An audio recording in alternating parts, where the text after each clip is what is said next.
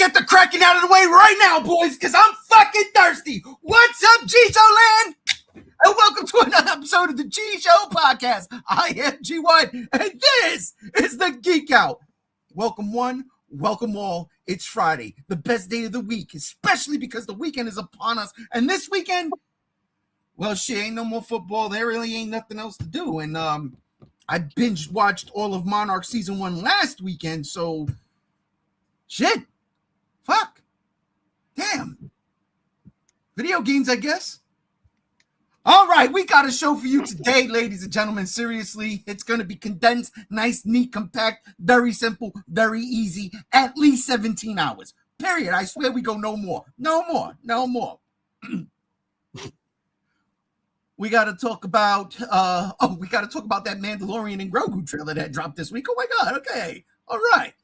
We got to talk about that Spider-Man, Spider-Noir trailer that we completely forgot about last week. So we got to give him his props this week. God of War, the Trilogy remake, and the new God of War game coming out. Revamping combat systems. We got to talk about that. That's going to be insane. Toy Story 5. Okay, we'll talk about that. We got to talk about the controversy that was that -0 snafu over the week that some of you big bad bullies ran a person off the internet. That's not nice. Not nice. And then there's a bunch of more stuff we're going to talk about. JR's going to join us when he gets home from work. I started early on his ass. We're going to talk about certain things with him. And then, of course, before the night is over, I will showcase what movie we are going to do the trivia for next week, because it's the last Friday of February. You know, February is a very short month, and yet this month seems to be dragging on. Anyhow, let's get to the show. Starting, of course, can't do it without the co-host, the cohorts. And joining me first is my sib from another crib, Gam Z1. How you doing, and how's the snow over there? Oh, it's so good. We've been waiting for months. We've been in a drought. And to see Montana look like how Montana is supposed to look between the months of November and May, finally, is just so sweet. Better late than never, you know? I can't believe you said there's snow in May, but I digress. I'm from New York. What do I know? Also from the great state of the tri-state, we got the godfather of collectibles himself, Shinrab Jira, a.k.a. Rabbi Buttafuka over there. Over here with a happy Friday. Salud. God damn. Oh, that's smooth. That was good. I didn't take the swig. I cracked it, but I didn't swig it. Oh, that was good. All right. Okay. What's up, Mr. Ghost with the most? And Storm Russo, my man Steve-O. What's going on? Appreciate y'all here. Get ready, because we're going to rock and rock out with our Kaga. Also, you never know. I was told, gentlemen, I got to be honest with you. I was told, I've been given some top secret privy information that we just might have a very special guest today. Oh? Yeah. Very special guest. Very special. Might call in today. Don't know. Someone's hoping. Uh-oh. Monster vs. Rodan said, my cousin had his package snatched, but caught the person that is currently reprimanding him after chasing him down. He went to let you all know he loves you and will be home soon. We understand. Monster vs. Rodan. Spider-Man, they take his stuff.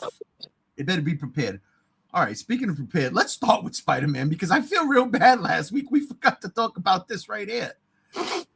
And, yeah, Gamcams, how many times you watched this trailer already? Oh, I've watched it quite a few times. This is everything I've wanted out of a Nicolas Cage Spider-Man noir, like, trailer, show, whatever. This is going to be peak. We're getting both color and black and white. We're getting Spider-Man noir wielding guns because that's what he did in the comics. He freaking shot people. Friggin', we're even going to get into like the deeper lore with like the World War I punching Nazis shit, and I can't wait. I can't wait. And I also have to turn back on my Amazon Prime in order to watch it, but that'll be for later.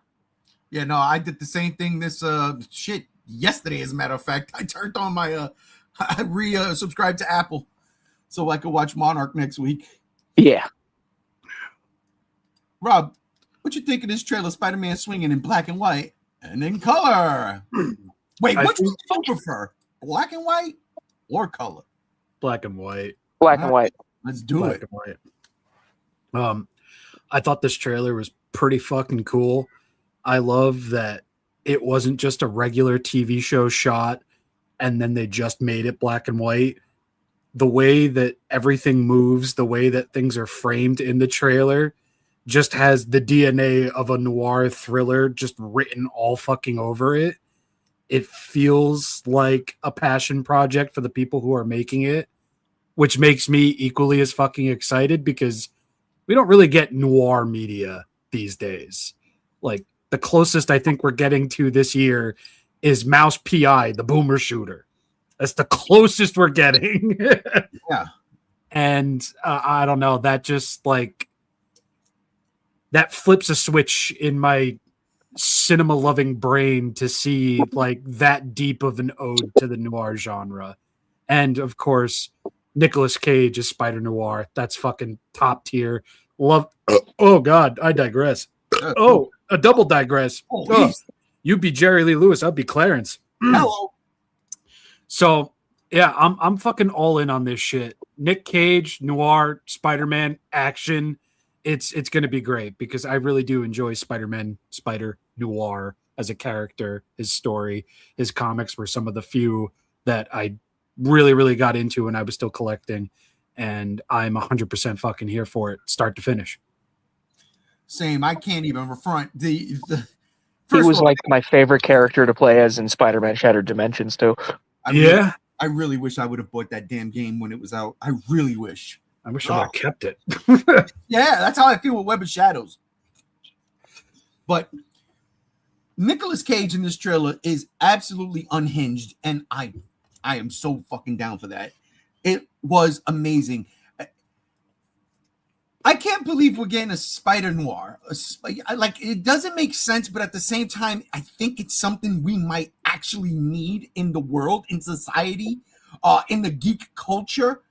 And I'll be honest, coming from Amazon, I think this is a bold move for Amazon. And they've already taken a lot of chances. I mean, Amazon has Fallout.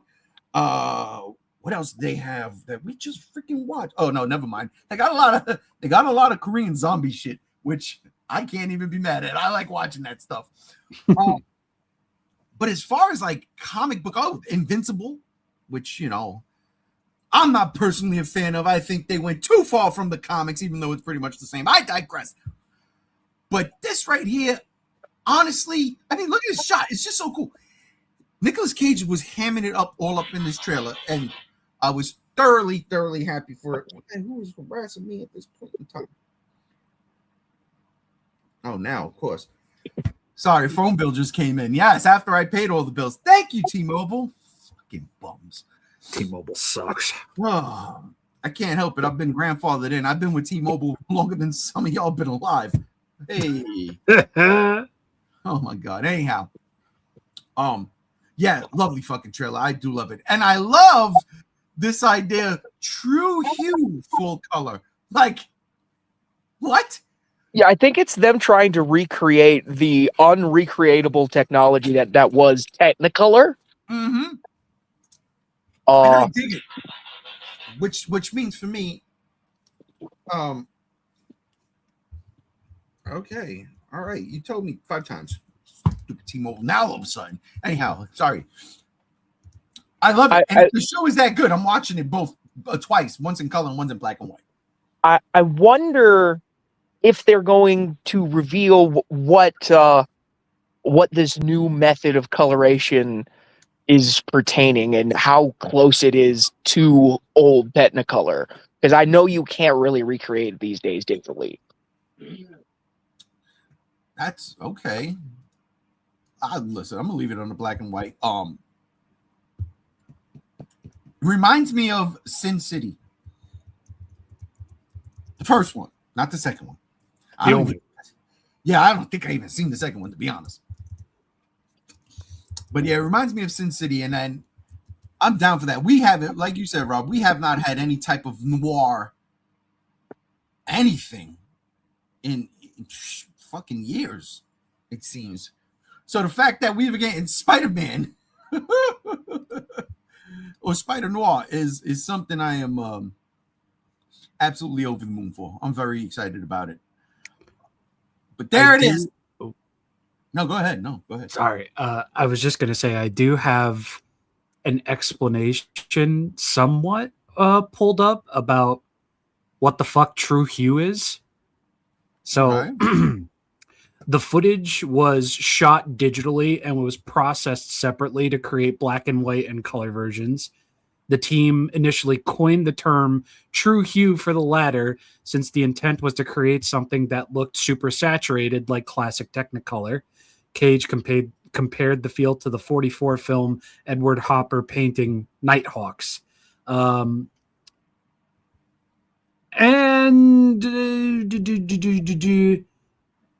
Okay, yeah, so it was shot digitally and processed separately to create two different editions.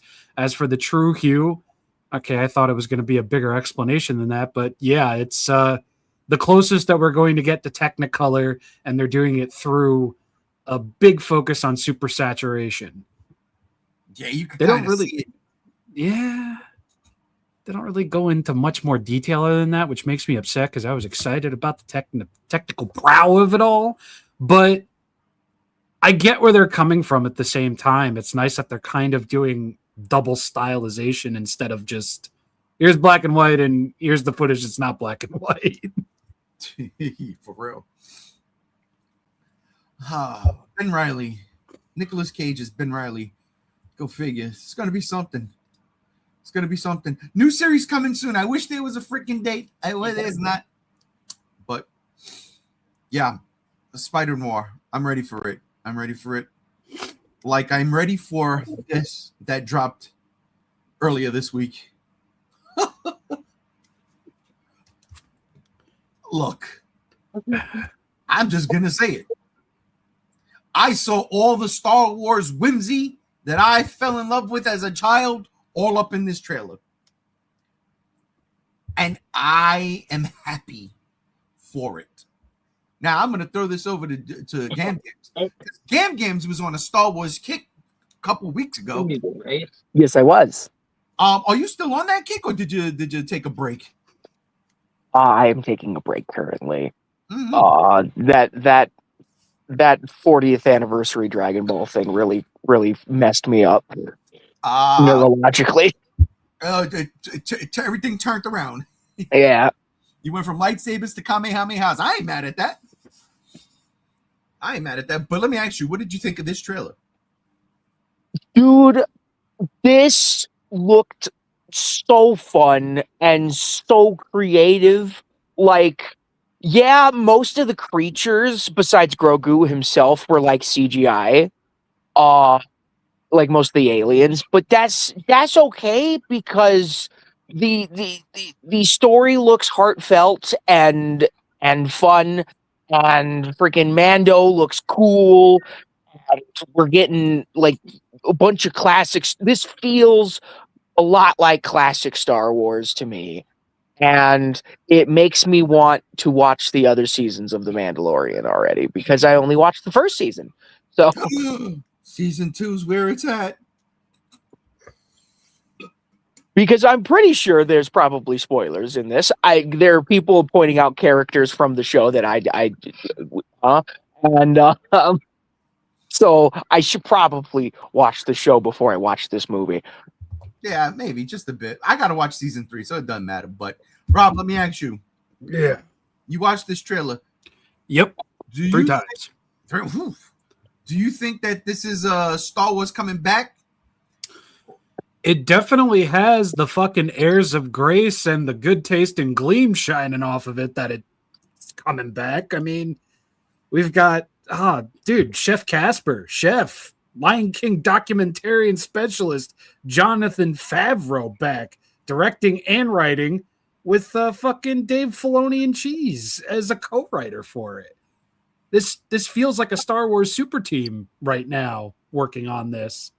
So as far as what was shown, I mean, I'm not 100% in love. I mean, it still does feel like modern day Star Wars. It just feels like the better version of it. That's a good point. I'm a little worried because this movie is kind of like what happened to Moana 2. Because this movie's script was initially the script for season 4, which never came to pass because of the 2023 labor strikes. So this might be one of the, I was going to say this might be the first X-Files movie before the next prior season, but the first X-Files movie was fucking awesome. It's true. But that's what I would like it to be. I would like it to be the X-Files movie before we get into one of the better seasons of the X-Files, just, Star Wars. But, Star Wars has been in a bit of a rough place as of recent, the last decade, even plus. And yes, we have Jon Favreau. Yes, we have Dave Filoni. They're both in the DNA of all of this, but we've seen great directors, writers, and people churn out middling to bad projects in the past. Yeah, Jon Favreau and Iron Man 2. Just saying. Or his Lion King remake. Yeah, or the Lion King remake, more specifically, yeah. Let me ask you a question about that real quick. Do you think that was because of the success of Jungle Book? They were like, hey, do the Lion King now. I believe it. Or do you think he was like, hey, you know what? This worked. Let's do the Lion King. I want it. Well, Jon Favreau, he was kind of like Disney Marvel's like Wonder Boy for a while. So him getting handed Lion King was probably like a no-brainer for Disney. It just so happened that the idea was garbage. That was not it, man. That was not it. That was a damn shame, especially when you have the greatness that is the original animated Lion King. Yeah, it's not good. But as far as Star Wars goes, if this is how they're going to kick off the next decade plus of getting Star Wars back on its feet and it not being fucking garbage, I do feel hope. There is some hope. I want to believe. The truth is out there. And it might be right here, or it might not be. I mean, you take that kind of a fucking plunge for just about everything, but it does feel like there's a lot more riding on this movie's success than it just being a success, Nah, I do. So let me follow up with a question. Do you think the fandom menace is going to condemn the way to the theaters with this? You see, I would be a little bit more confident that they would if Mandalorian wasn't pretty beloved for the most part. I mean, I think the worst thing I heard about The Mandalorian was just that not everybody was in love with the last season that came out. Yeah, and that's it. So, I don't know. I mean, the fandom menace has a pretty good track record of being a bunch of hogwashing pieces of shit that hate something for the most tiniest detail. But again, I have that unease about this just because this was supposed to be season 4. Now it's a movie. How much of it is season 4? How much of it is a movie? How much, are we going to feel the hack to bits script? Or are we going to have this beautiful, smooth ride on freshly fucking paved macadam? It's really up in the air. I'd really like if the fandom menace kind of fucked off and didn't act foolish for once. But that's just wishful thinking. I'm not 100% confident, but I am not 100% negative that this is going to be a shit show, so to speak. It's funny. And I just say that, this should have been season 4. Mm. Could you imagine they break it up into chapters and they like literally in the movie chapter 1, chapter 2? Like, what would you think if they pulled that? I think it would be cool. I mean, I'm not privy to sitting in a movie theater for 4.5 hours, but oh yeah, you're right. Yeah, no, you know. I mean, there's people love their deluxe editions and their fucking super fucking director's cuts. Who's to say that they didn't just film season 4 and this is just a movie of season 4? I doubt it. I doubt it very. They did record and film this from August to December, so maybe. Yeah. Look, yo, it's like one of them. Like it's like a Dragon Ball series, right? Where you get this arc, and all of a sudden, you know what? We're gonna take this arc. We're gonna turn it into a movie. Oh my God. Yeah. That's what they're doing. All right. Well, listen. Let's ask this question then. We all know, all right, Star Wars was the second blockbuster, right? After Jaws. It was the second blockbuster. It was the first real big sci-fi thing that had the oomph. I mean, maybe Flash Gordon because it inspired George Lucas for the space opera, but Star Wars was the oomph. But what really took Star Wars and put it over was the merchandise. And when you look at, I don't know, a bunch of motherfucking aliens over here that, you know, all 4 of these images here, we've seen in one point or another in Star Wars. They Zeb. Look at Zeb. Look at Zeb. I can't believe it. Live action Zeb. I'm so excited to see that. There's a hut, apparently, that's Jabba's son. Okay. Juba? Oh, I forgot what his name was. Clarence. It might as well be. You know, if I'm not mistaken, there was a clearance today that said, you know what? This tariff shit is, whoa. We're not talking about that though, right? I'm just saying. But merchandising. All 4 of these images are absolutely ripe for a cool fucking toy. And let's be honest, Star Wars in that era at that time was like the fucking king of toys. When they came out in 77 and George Lucas said, all these rights belong to me, and he made his billions, they were on fire. I mean, think about it like this. The Kenner Star Wars toys made Hasbro rethink how they were producing G.I. Joes. And they said, okay, this is working. Let's make these little 6-7-inch action figures a new cartoon, and bam. And then they're off to the fucking races, making millions upon millions, you know? It started something. So if, let's say, the movie doesn't do it, I mean, it looks like they turned in a shit ton of merchandising for this. What say you, Rob? I mean, I think the one thing that this movie definitely has going for it, especially here with what you have pulled up, is that you have characters that are going to appear in this movie that would make for a good fucking figure. A lot of people like to use The Last Jedi as an example of how Star Wars toys just don't sell anymore. And it's like, different reason, different time, go away.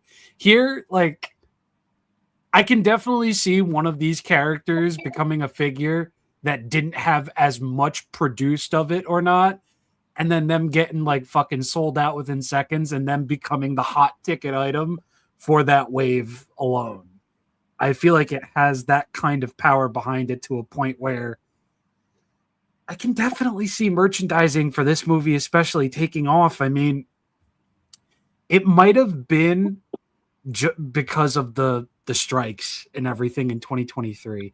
It might have been for, you know, the wrong fucking reasons. But the fact that they're making Mando and Grogu a movie, one of the most beloved Star Wars shows right now of this generation's time, into a movie, I can definitely see that pointing out on the more positive wheel for Star Wars Disney overall, because again, this is a beloved show that's getting a movie. You have characters right here in these 4 images that lend themselves exceptionally well to that of a toy.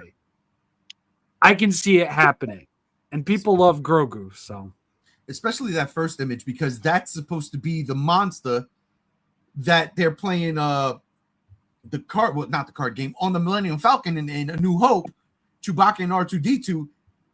That's supposedly the creature, the alien, right? The species, there's the right word, that thing was based off of. And we've never gotten a toy of that. So now you're telling me, I think this was done more for marketing in mind. The one on the top left, that alien there is apparently a bounty hunter from Jabba's palace. And remember, all of this takes place within a span of 5 years after Return of the Jedi. oh shit. So it's still there. It's still what I really fucking want. But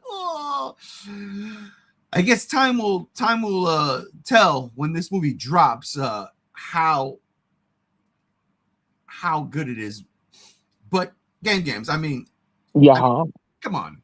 Yeah, look at that. Dude, this is the best part of Han Solo. It's not even him because he died. That was Jon Favreau, by the way, which is hysterical because he's directing right now.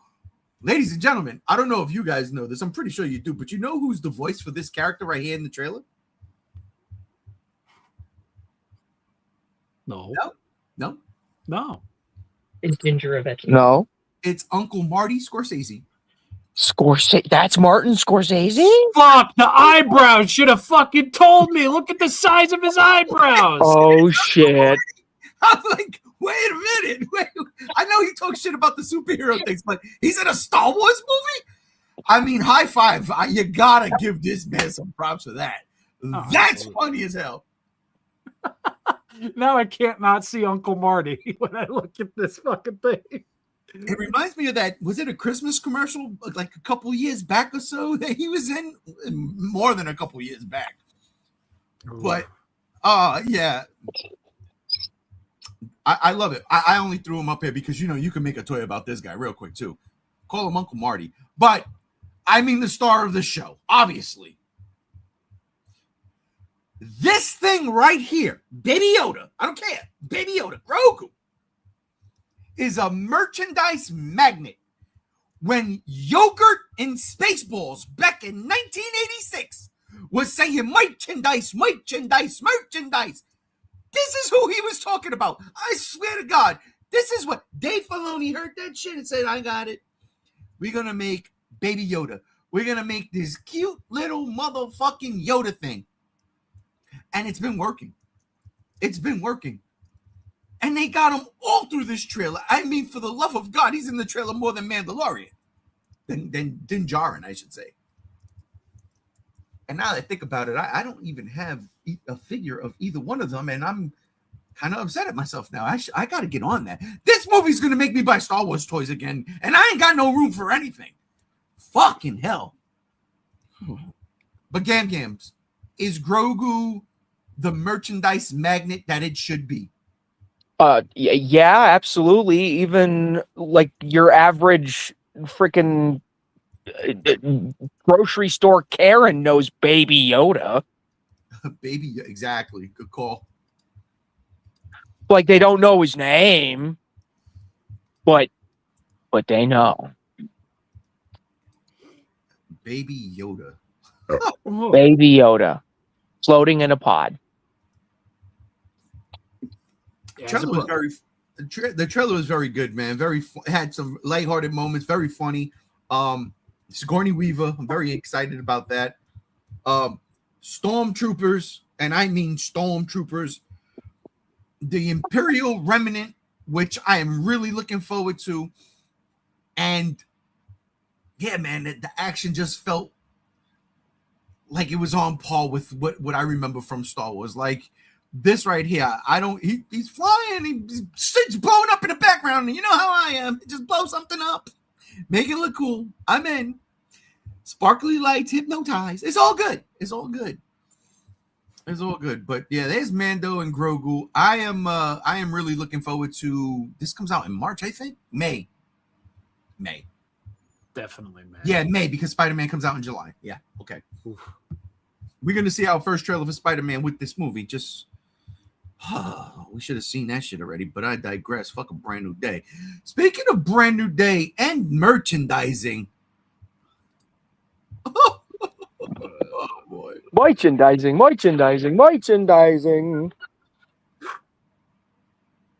Oh, look who's joined the screen, ladies and gentlemen. Give it up for JR, who has joined us. My bro from Idaho. How you doing, brother? I just want to kiss my fish, kiss my dog, kiss my truck. Lick a frog. Dude, get high as fuck off of that shit. I'm doing good. Doing stuff, stealing stuff, cheese, food, bread, onions, you know? Perfect. Well, bro, listen. Before you go speak any. Yeah. We're going to talk about this Toy Story 5 trailer. You probably didn't see it because I know you. No, I did not. I am not a fan of... I can't say Pixar because I like Ratatouille and Monsters, Inc. and WALL-E. That's about it. Ratatouille is probably the worst one I saw. But anyway. What? Out of that bunch. Right, Gams, I'll start with you. Yeah. I'm going to save you, Rob. I'm going to save you. Is Toy Story 5 necessary? Not particularly, like, at all. Like, Toy Story 4, if we're being honest, wasn't very fucking necessary either. But, like, looking at it from just, like, the concept alone of now the sentient toys have to deal with iPads and leapsters and technology. Like, they even said it in the trailer, like, the toys are for play, but technology is for everything. Mm-hmm. And that's some poignant shit. They could get a couple miles out of a concept like that. I'm not gonna lie. Did we need the same fucking toys that we've been following ever since Toy Story 1 to tell this story? Probably not. This could have been like a spin-off movie featuring a new kid and a new set of toys dealing with the advent of technology like this, and not Woody and them. Then it would have flopped. You don't think it's gonna flop anyway? Did Toy Story 4 make bank or what? Or did it Not really. It was a mild success. Let me see real quick. I mean, the last Pixar movie I enjoyed in theaters was The Incredibles. Okay. Oh, yeah, I like that movie too, The Incredibles. Hey, Gam. Yeah. How much money do you think Toy Story 4 made? Uh-oh. I want to be generous and say like 400 mil plus. $1.074 billion. Oh, it made a lot of money on a $200 million budget. Nah, it was a flop, bro. 100%. That's not. What do you mean? Jesus Christ, it was inevitable. Fucking hell. Yeah. I did not know Toy Story 4 made $1 billion. I thought maybe high 100 millions, but not $1 billion. Fuck me sideways. You know, it's crazy now I think about it. Like, the Toy Story movies came out in such a weird time. I remember going to see the first one in theaters. I took my brother when he was a kid. We went, and I had a great time. I love Toy Story 1. Everything else after that I didn't like, but I never seen Toy Story 4. So I couldn't even tell you. Yeah, I've never seen it either.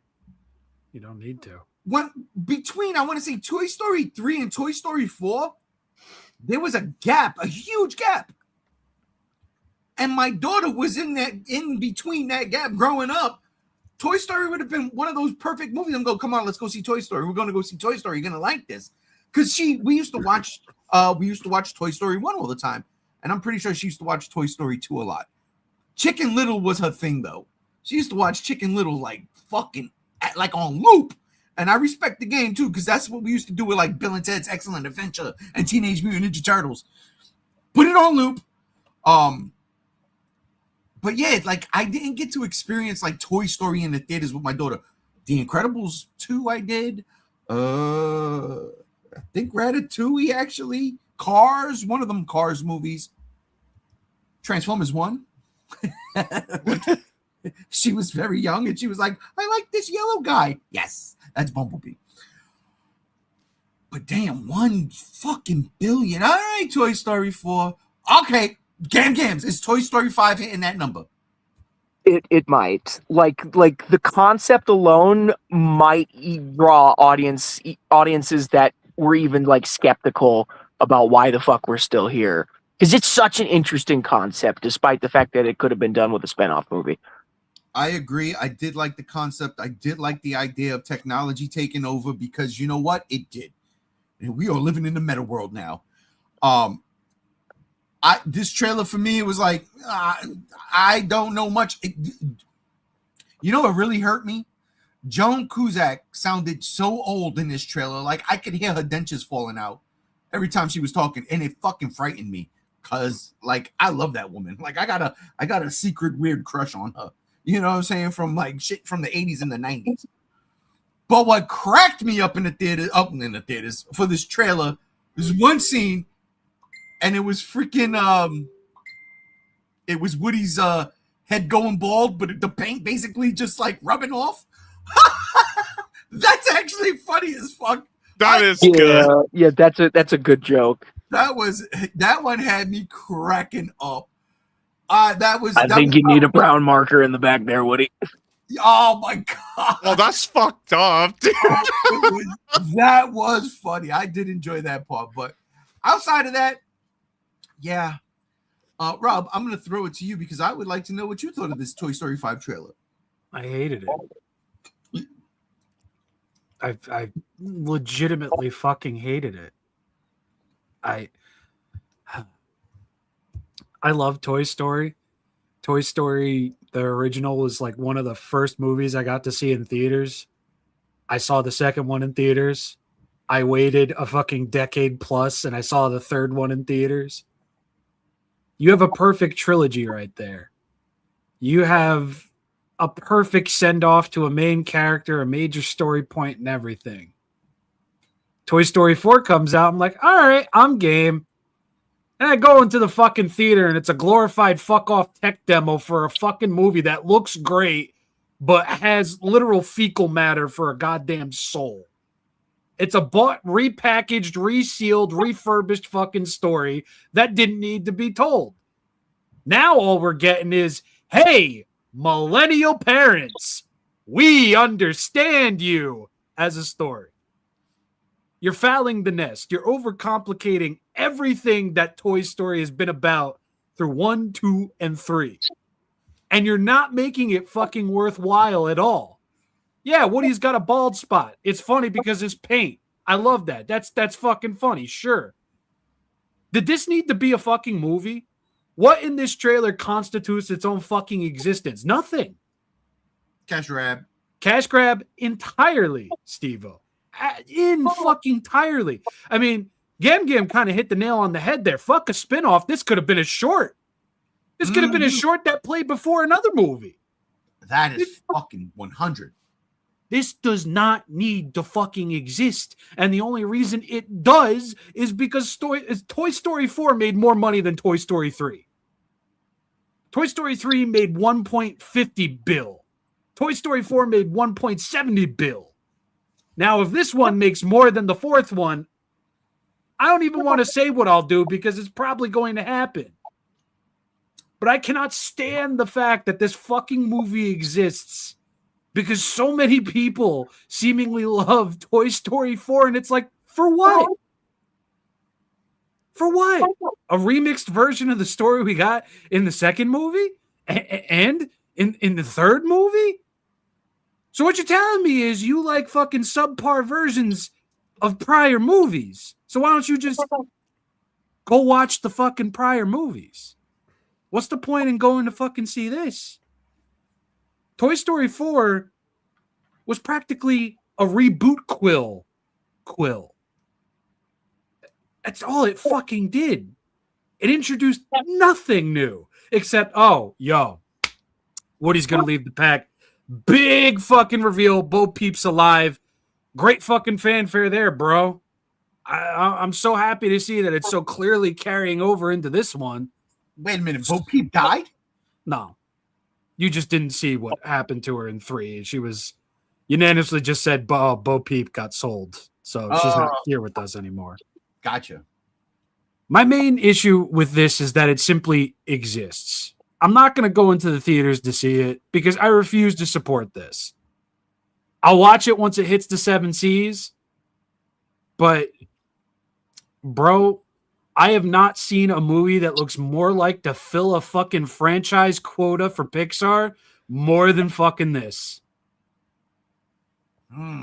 It's downright fucking disingenuous, and it really does just feel super duper fucking cash grab. Again, millennial parents, we understand you. The movie.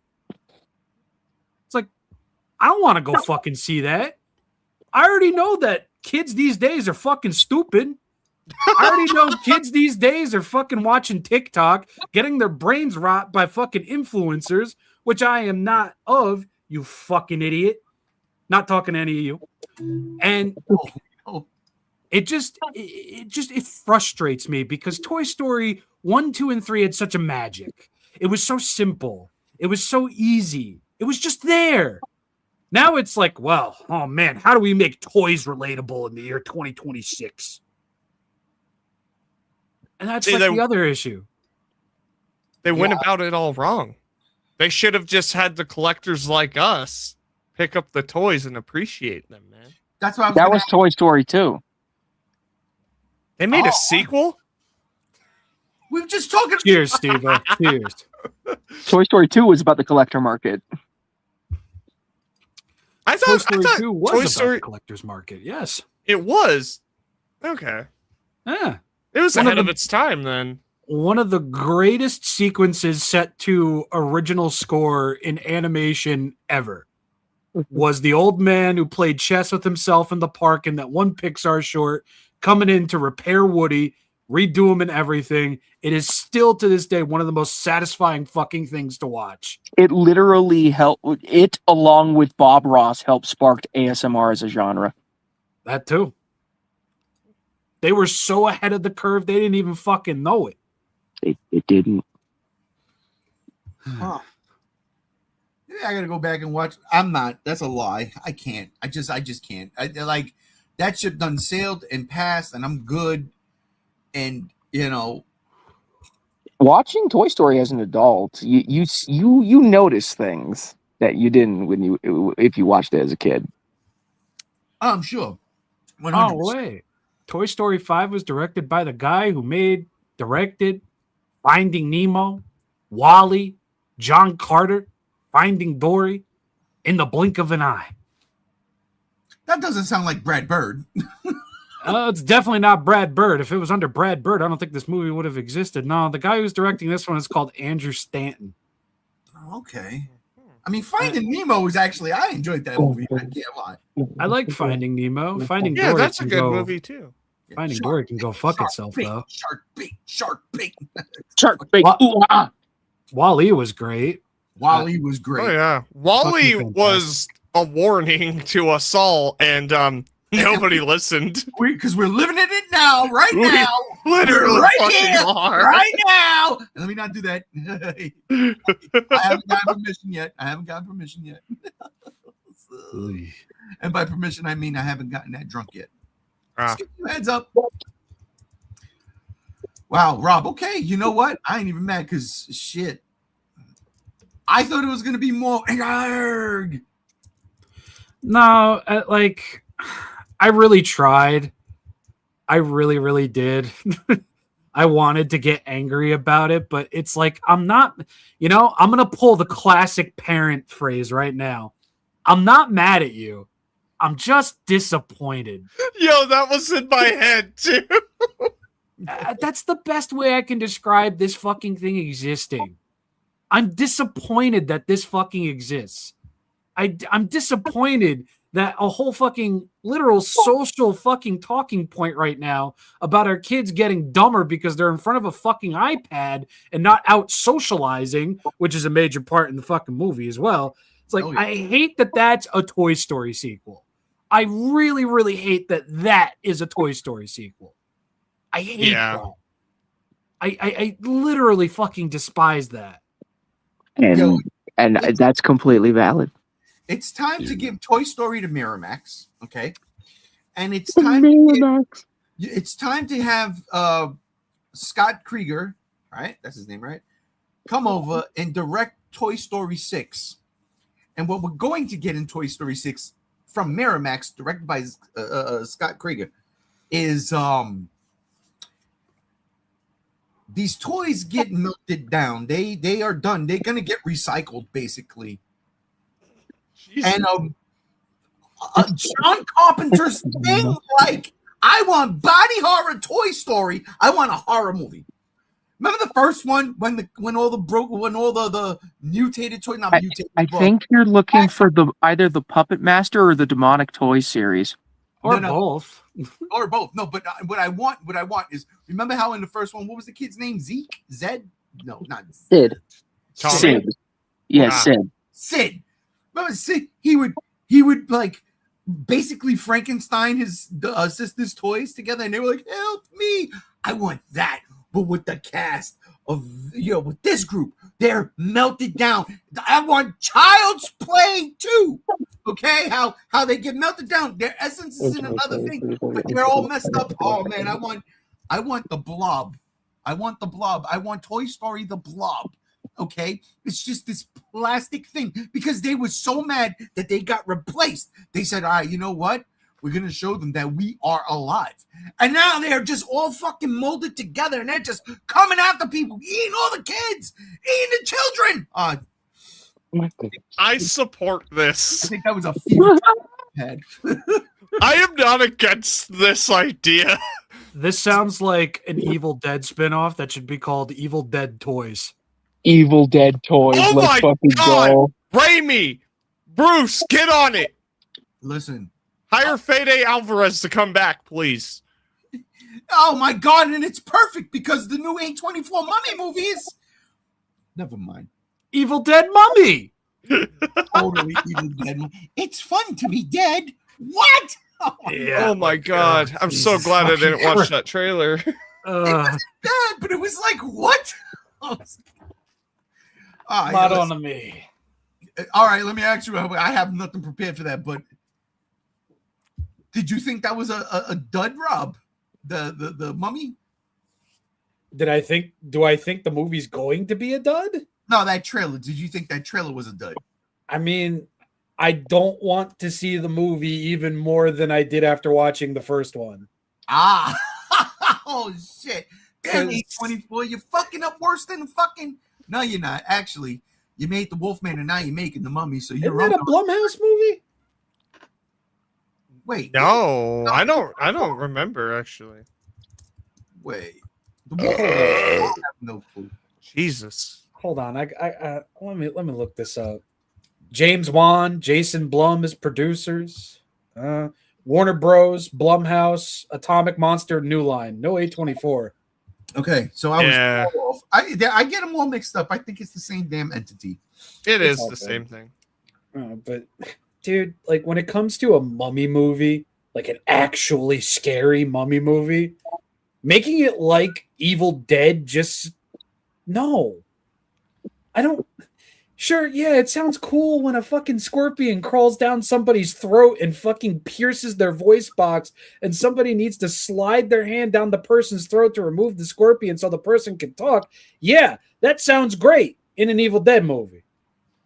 Look, I'm going to say inherently there's no way to make the Mummy scary. I'm just going to say it. The originals aren't scary. They're not. The Hammer isn't scary. Brendan Fraser is the scariest thing in that fucking movie. Scratch that. The CGI is the scariest thing in those movies. Brendan Fraser was Brendan Fraser's a darling. I love him, especially after The Whale. I still got to watch it. And you know he's doing the next one, right? You know Mummy 4. Oh, I know he's coming back. But that's the thing. Like, inherently, there's no way. The only thing you can do to make the Mummy scary is the Mummy's curse. As in, everyone that fucking goes to the museum where the mummy's at gets cursed. And everyone involved with the mummy gets cursed. That's the only thing you can fucking do. Mummies aren't scary. Oh. Demon possession mummies aren't scary. Oh, I got it. The Mummy X Smile. There you go. Yes. There it is.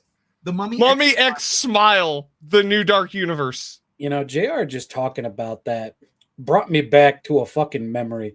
Do you know that before Yu-Gi-Oh! Did the whole Duelist Kingdom arc, there was a whole season, a whole manga series of shit that happened beforehand? And Yes. did you know that the first major arc was essentially Night at the Museum, but everybody gets cursed by the Egyptian pharaoh's corpse? And it was easily some of the scariest shit I read as a kid. Why don't they just do that? That's what they exactly what you said. The Mummy's Curse. Do that. It's fucking maybe not Mummy X Smile. That could be more Mummy X Final Destination. Yeah, something like that, where it's like, I don't even necessarily think, like, I'm thinking more in line of like something Junji Ito related, where it just like the curse is like it like you could get different curses where it just melts your fucking skin off your bones and you're just constantly suffering. Like shit like that. Like, I don't know, do anything but the same shit that Hollywood does every movie. Yeah, no, listen. It's a damn shame Tommy Cruise didn't come through with that mummy, but oh, thank God he didn't. The mummy is for a dummy. I didn't coin that. Okay. Except for the first trailer of that movie actually being fucking hilarious because they didn't upload the full audio track. I fucking still have not downloaded to this day. I do too. Wait, do you really? Yes. Do you think that'll come through? Do you think that'll come through over the audio? Oh, probably not. I have to search for the fucking video file. Look, I would love to hear that right now. Oh my God. I'll tell you what, I'll fucking look for it. That shit was great. Dude, on some real shit. That trailer has been the butt end of a lot of my jokes in my live streams since it came out. I still make fun of that trailer to this fucking day, actively, at least a couple of times a month.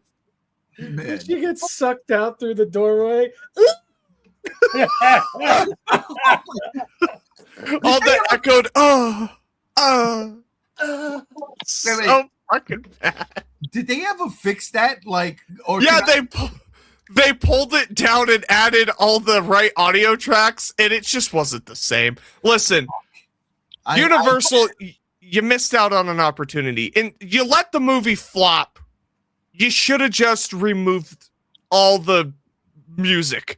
It just released the trailer cut, the original trailer cut of the movie, where it's no music, just dialogue and awkward grunts and screaming. You mean Wolverine Origins? Yes, literally. God. Yo, I mean, I'm pretty sure everybody here has seen that very first rough cut that had no CG in certain things. Oh my God, I remember watching that like, oh my goodness. Yeah, they went back and re-CG'd it and it still looked like shit. The movie still sucked. The Wolverine Origins, yo, not for nothing though. Ryan Reynolds Deadpool in that movie, that's the greatest performance. Come on, you know we loved fucking Deadpool Wolverine. I know I do. but I do agree. God, could you imagine Blade in that movie? Finally, someone shut this fucker up. Finally, someone shut this fucker up. Look, I didn't know who he was in the movie. I was like, who the fuck? That's not Deadpool. What the fuck is this? Yeah, they went completely opposite with the merc with the mouth. You know what I'm saying? Like, yeah, they took the mouth away from the merc and then made him half naked. They sure did. All right, JR, you ready to spiel? Hold on. Ladies and gentlemen, it's come to that time. 54 minutes in. GOJIRA! Now, JR is only on for a limited time. But because he's only on for a limited time and he wants to talk about things that I had nothing prepared for, initially he wasn't going to be on this podcast. What I did prepare for him, he's going to have to talk about before he gets to what he wants to talk about, because that's how I run this ship. I'm a scumbag, and that's just the way it is. Yeah, it's fair. It's fair. All right, thank you. I'm proud of you. I'm proud of you for saying it fair. But let's talk some Godzilla, JR, and this controversy that happened this week with a certain kaiju number, and not number 8, because that show's great, but a certain synopsis for Godzilla Minus Zero. You don't have to read this, but you could just I've already read it. Okay. Yeah. We've all read it. We have several times. I didn't give my opinions on it because I thought it was too stupid. So, do you want me to go off? Yes, please. Everything about this synopsis is absolutely fucking stupid. It's garbage. Talk about grasping at not only is it just grasping at straws, it doesn't even make sense. To me, it doesn't make sense. Look, the connections everyone's trying to make. Oh my god, fucking King Ghidorah's gonna fucking be in it. Duh. Stop. It's not going. If it fucking happens, I'll go get a vasectomy. Jeez. I'm throwing that on the fucking table. I'm throwing my nuts on the table, literally. So they'll bounce up like fucking Super Balls. It's not gonna fucking happen. You know why it's not gonna happen? Because Yamazaki has respect for himself. And King Ghidorah, that's too easy. He's gonna be creative like he was with -1. This synopsis is dumb. It's dumb. And what the fuck does it mean by Noriko's cell connection to Godzilla strengthens? What does that even fucking mean? She's just an angry person all the fucking time? Yeah. She's turning into Godzilla? That's not gonna happen. They're not gonna fucking do that. That is some fucking Shinji Iguchi. Is that the guy who does Evangelion and Shin Godzilla? No, that's Hideaki Anno, and he wouldn't even go that far. So stop. Yeah. Well, the closest he got was the humanoid Godzillas, but it still made sense. Exactly. Look, this doesn't make sense. So what? Godzilla has a bunch of Godzilla people running around? That's dumb. No. Obviously, it has something to do with Hedra. This has been established. Or she could just have really bad cancer. Jesus and die in the next movie. Look, okay, honestly, she's dropped dead first fucking scene in the next movie. It turns out it was cancer. Oh my god. I think about all that. That was like my initial reaction to reading this shit. I was like, this is dumb. I don't like this. It wouldn't happen. Yamazaki's smarter than this. This plot synopsis is something that would be in the Monsterverse 2 movies from Supernova because they're out of ideas. Real quick, nobody's doubting Yamazaki's creativity. Everybody's doubting Toho's inability to let the man be creative. That's a great point. But -1, they just let him make his fucking movie. And after you make a shit ton of money and you win an Oscar, I think Toho would, I know Toho is not that intelligent. Toho should have went extinct with the dinosaurs, but somehow they kept on. They would just let up a little bit and just let him do his shit. And I'm okay with what he does. King Ghidorah, I have a feeling it's not going to be that. Noriko and everyone with the radiation being connected to Godzilla is far-fetched and to me doesn't make any fucking sense. Like, how would that work? Like, realistically, how would that work? You have a bunch of humanoid Godzilla people running around shooting atomic blasts out of their mouth.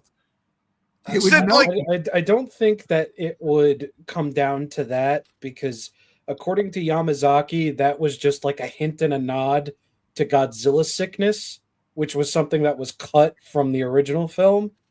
So, I mean, it really could go in any way. And Yamazaki he describes Godzilla as a living, breathing curse. Well, and it could literally just be these people just get sick and just start to fall apart. Look. Oh, wait, living, breathing curse. Godzilla X Mummy? Yo. There we go. Being Godzilla's fun. Hey, to bring it up, what if that's the curse? Like, a curse is essentially the sickness. Like, yeah, she's fine in the hospital, but she's gonna die of radiation sickness from Godzilla. And our main character, I forget his name. Shikishima. Yeah, he ends up having to suffer through that, loving someone like that. Who knows? It would be a great fucking continuation of the story that was set up. He moves past his trauma to have more trauma. Yo, this poor bastard. I don't know. This plot synopsis, it screamed mediocrity, and it just doesn't line up with me to where I would assume a natural progression to Godzilla -1 would go. It screams desperation and people looking for attention horror. Like, hey, I'm just gonna make some shit up and no one's gonna fucking say anything. Well, we did. And where are you now? Well, that's I didn't say point. anything. But that's my point. But Gam Gam brought up a good point when the synopsis came out, because Gam Gams was definitely against it. But then Gam Gams went ahead and posted this in the chat, and he's like, "No, right, Gam Gams?" Which, funnily enough, if I remember correctly, was posted by the person that got called out. Yeah, but that's where it makes sense. It's like, of course he would post this if he made that fucking plot synopsis up. He's connecting his own he's creating his own world and his own little fucking universe. Oh, fuck. That's not canon. It's not happening. First off, real quick, Rob, I didn't like the way you just said, "Oh, fuck." And of course. Oh, fuck. Fucking go. Oh, fuck. How much? I need a price. I'm buying that shit. I don't know. I'm buying that shit. I'm buying that shit. All right, ladies and gentlemen. Oh, shit. I can't believe they're actually doing it. Let's all right. I'm gonna put the "oh fuck" up here while Gam Gams keep talking while I get this set up. This "oh fuck." Sure. So basically, yeah, this was turned out to be like information from like some sort of other place from like months ago, and it's not even credible or real. And the person who posted it just did it for basically clout. They won't admit it, but they did. And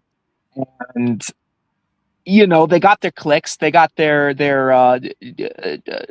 Twitter premium engagement paycheck, because they had a blue check next to their name. I know that for a fact. Oh, they paid for their shit. They paid for Twitter so that Twitter can pay them for their posts. Oh my God, what an asshole. Stay off the twits. Yeah, that's how X works. You pay for premium, and then you can monetize your tweets. Well, this is why I'm no longer on Twitter X, because of shit like this. I've been off for about 4 months, and it's been liberating because I don't have to see stupid shit like this. Oh wait, yes I do, because someone posted a fucking group. But then through the effort of some of the more other notable members of the community on X for Godzilla, this whole hoax was pointed out and brought to light, and everybody got mad at this person, and they decided, instead of taking accountability, they would delete their account. Yeah. Well, it's what they said that was hilarious, because I read that whole statement. Yeah, everyone's just a bully. Everyone's just a bully. It was factual. Oh, my feelings hurt. Fuck off, dude. Like, even someone that Rob frequently says to, like, he disregards him all the time. Like, he was one of the one of the frontliners for exposing the hoax. Really? Even then, I Not still even- dislike him. Yeah, even then you still dislike him. Y'all can align sometimes, but you still don't like him. Wait, does he scratch figures for a living? No, we're not talking Oh. about that guy. No, we're not Oh, talking you're about that guy. talking about a nut collector. Got it. A nut collector, yes. There we go. I'm good at this. Wait! Why do they show up? Because we're suddenly talking about him. Jesus fuck. I have no idea, ladies and gentlemen, and that's the best part. So I don't know because I don't be on that shit. But this funny ass story again, like JR said, we wouldn't know nothing if it didn't pop up in the group chat. And when it does pop up in the group chat, we start to question things. And again, Gams was like, this is false, and then posted this and was like, wait a minute, why? And then Gams had doubts, and then what? A day later, 2 days later, it all came to light that Yeah. It was all just a bunch of BS. it was all a dream. He used to read G-Fan magazine. Never stop. I understood that reference. He was just like, I just want to kiss my fish. Kiss my fish. Godzilla. Get it wrong. Touch my dog. Lie my fish. Mom. Oh, Lie to my fish. Oh my god, Tamagotchis are annoying. My bad. Sorry, I have to feed this fucker. That's a lot just of want- fish. his Tom Magachi, yeah. That's Yeah, all It's a America. weird chicken thing. Yeah, see, dude, you messed up. All right, the oh fuck moment that just happened about 3 minutes ago was because of this. Oh, fuck. It's about fucking time. I buy that shit as long as it's under 150. All right. It's SH Monster Arts. Yes. It's a Evangelion test type 01 Gojira. Rough estimates here, but that green on the motherfucking spines. Oh God, it makes me sick. I love it. Rough estimate, knowing how much a SH Monster Arts figure usually goes for. This is a what the fuck is the word? Collaboration. Yeah. Hideaki Anno must be smiling right now. I'm gonna go to the Godfather of collectibles first, just to a rough estimate. What rough ballpark estimate do you think this might be? You see, it's tough because when it comes to SH Monster Arts, it's all about the tooling and the design and paying for that and assembly and everything. But this isn't a thick figure. This figure isn't going to have that kind of mass. It's going to be the closest thing to a fucking humanoid that we've gotten in the SH Monster Arts line since Jet Jaguar. And I think that thing's over a decade and a half old before it actually came out. So, I want to say SH Monster Arts Ava Unit 01 G Awakening form over here. That's a mouthful. Yeah, that's its official name too. God. At least I'm it's gonna- not decisive battle version. Oh, that'll come a year and 6 months from Oh now. yeah, absolutely. I want to say 120 Japan, 170 the US. Ooh, really? Yeah. Cuz I- from just from looking at this, I immediately think it's going to cost less because it's not going to be the bigger shell like that of a normal SH Monster Arts figure. But at the same time, this might end up being $95 Japan and $110 America. It might. Because I'm trying to take into account that SH Monster Arts is also doing Yu-Gi-Oh! Now. And their Dark Yeah. Magician was $90.95 before US and tariff and all this other bullshit. I actually got that thing for like $80 at release. So if this is going to be a standard release, which I doubt because they'll link us to the Tamashi web shop, but this is just an announcement for, hey, this is coming out. We don't have a release date. We don't have a price. And this dropped when? How long ago? 2 minutes ago. Literally, when I said, oh, fuck, that's when it came out. We got the exclusive. You know it here on the G Show. We like to break exclusive. Oh, wait, not yet. Not the only exclusive breaking tonight. I'm just saying. I'm doing it for Godzilla. Nope. Ain't doing it. Yeah, let's not do that. But I can't see this being one of those SHMAs that comes out to 200 unless this thing is like 12 inches long or tall, I should say, which I doubt very seriously. And I feel confident in saying it's going to be in the 100 area. The thing looks fucking crazy. And let's get to some comments real quick. Monster vs. Rodan. Shinji, get out of the Ava.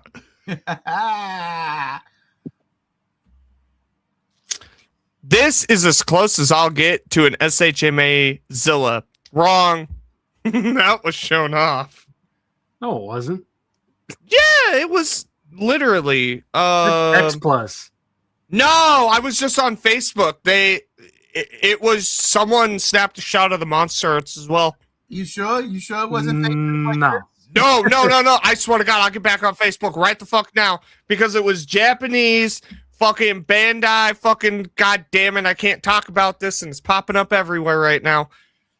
Hold on, I'm waiting for Facebook to load. No, I swear to God, I just saw it not fucking 15 minutes ago. That would be all over the socials right now. But there was a picture taken of it. It was at the Toy Con next to the X Plus. Like someone spliced the picture together. It was there. Hold on. Why does Facebook suck? I don't even want it anymore. It's just showing me ads. And I have an ad block on. Hold on. I'm going to find it someday. Give me a second. Oh my God. I'm just going to go to shit that I follow. Hold on. Hold the fuck on. Brizakin Nizus. Yeah. SHMA Ava Unit 1 G-Awakening Forum. Where the fuck? How do you find shit on Facebook anymore? How do you find what you follow? I don't know, but homie, the meds.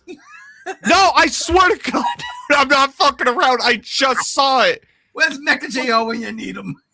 Dog, I'm searching SHMA Godzilla. Hold on. It's not happening. It's not. Yes, it is. I know it's happening. They all got hit with the fake news. It wasn't. Hold on. Okay, let me see. I can hit up the articulation series right now, dog. Find out. Oh man, I'm loving this back and forth between the the collectors. Hold on. Hey. Pages. Is it pages? I just Facebook. I don't do this shit anymore. So now I have to find shit that I follow. So give me a sec. History. I don't know how that shit works. You're on a PC. No, it was on the timeline. I didn't click on it. I just saw the picture. SHMA Proto wouldn't be shown with an X Plus, man. I'll show you when I find it. Continue the podcast while I fucking scroll trying to find as this. JR goes and looks for this thing, right? Sooner or later, he's gonna have to roll a 20 and bounce on us. I've still got. There it is, motherfuckers! I found it. He wrote the Kiss 20. my ass. He wrote the 20. Kiss his ass. Happy Hanukkah. Sent it, motherfuckers. That's a fan-made figure, JR. Wait a minute, I'm gonna steal it. That's a fan-made figure, JR. I'm gonna steal it. Whoa. We gotta put it up. Fan-made figure, JR. No, it's not. Yes, it is. I say it's not because I painfully scrolled through to find it. You did all of that for a joke? Yes. God bless. I respect it. Oh, you son of a bitch. Well, we're gonna put the joke up anyway. Put the joke up. This is what JR. It's what they should be fucking doing, though, on some real shit. This is what JR's joke was, ladies and gentlemen. Ta-da! It was the Look at that, picture, though. right? He put up Wait, That's the X there it Plus. is. There's another picture. That's the X Plus, dude. This looks gorgeous. I mean, can't fucking wait. 66,000 yen, I think it came out to after shipping, which, yeah, it's a bit of a cut, but dude, look at that thing, bro. What do you mean, Monsterverse Rodan? It's not up for pre-order. I'll kiss your mouth. No, this thing is up for pre-order. The X Plus. Fuck off. Where? Hobby Genki. Hobby Genki. I know Hobby Genki has it. Well, I don't know what that is, and I don't order from overseas. I'm uploading the joke now. I didn't see this. I just saw that first one. Rightfully so. It's a beautiful figure. It is. A Oh fuck. JR just wants to eat his fish. A lot of fish. I need another beer. This is the first time I felt buzzed in months. What are you talking about, Toy Story? Fucked up. What are you talking about? Hobby Genki, Hobby Search, HLJ. Hobby Genki. That's a gorgeous fucking figure, though, on some real shit. Yeah. It's just a fan-made one. Well, they should hurry the fuck up.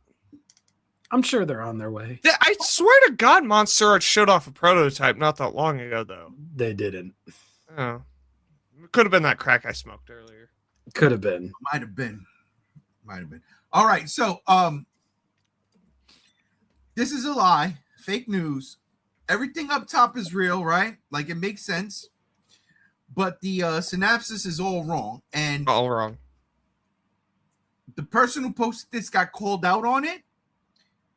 Claimed that he just posted what he was sent. We don't know if he wrote that or not. They wrote it or not. Rob, at the end of the day, was this a good or bad thing for the fandom? The dude basically running into hiding afterwards. I think it's a bit of a good thing, to be completely honest, because since all of this happened, more and more has come out about the individual just not being a good person beyond the fact that they've faked information in the past. And it just sounds like somebody who is desperate for validation, desperate to be seen, so much so that they lied to an entire fandom to a point where even the Japanese side of the fandom was like, what the fuck? Oh. So, I mean, the less toxicity we have in the fandom, the better. And don't fucking look me in the eye and tell me about fucking toxic positivity, you fucking reaching piece of shit. Get the fuck out of here. What? I wasn't talking to anybody. What? What's going on? I'm just listen. I think it's a good thing. I think it's a good thing. We need less people like that, and we need more people like this guy right here. Oh, save it for later. Oh, okay. Damn. Shit. Yeah, we're gonna do that. So I'll leave that there. Whoops! I'm just setting up for the next round. Sorry, we've been drinking. Yeah, that other guy, Yeah. the skinny fellow with the neon green dorsal fins. Go back there. That guy. There we go. Look at this guy.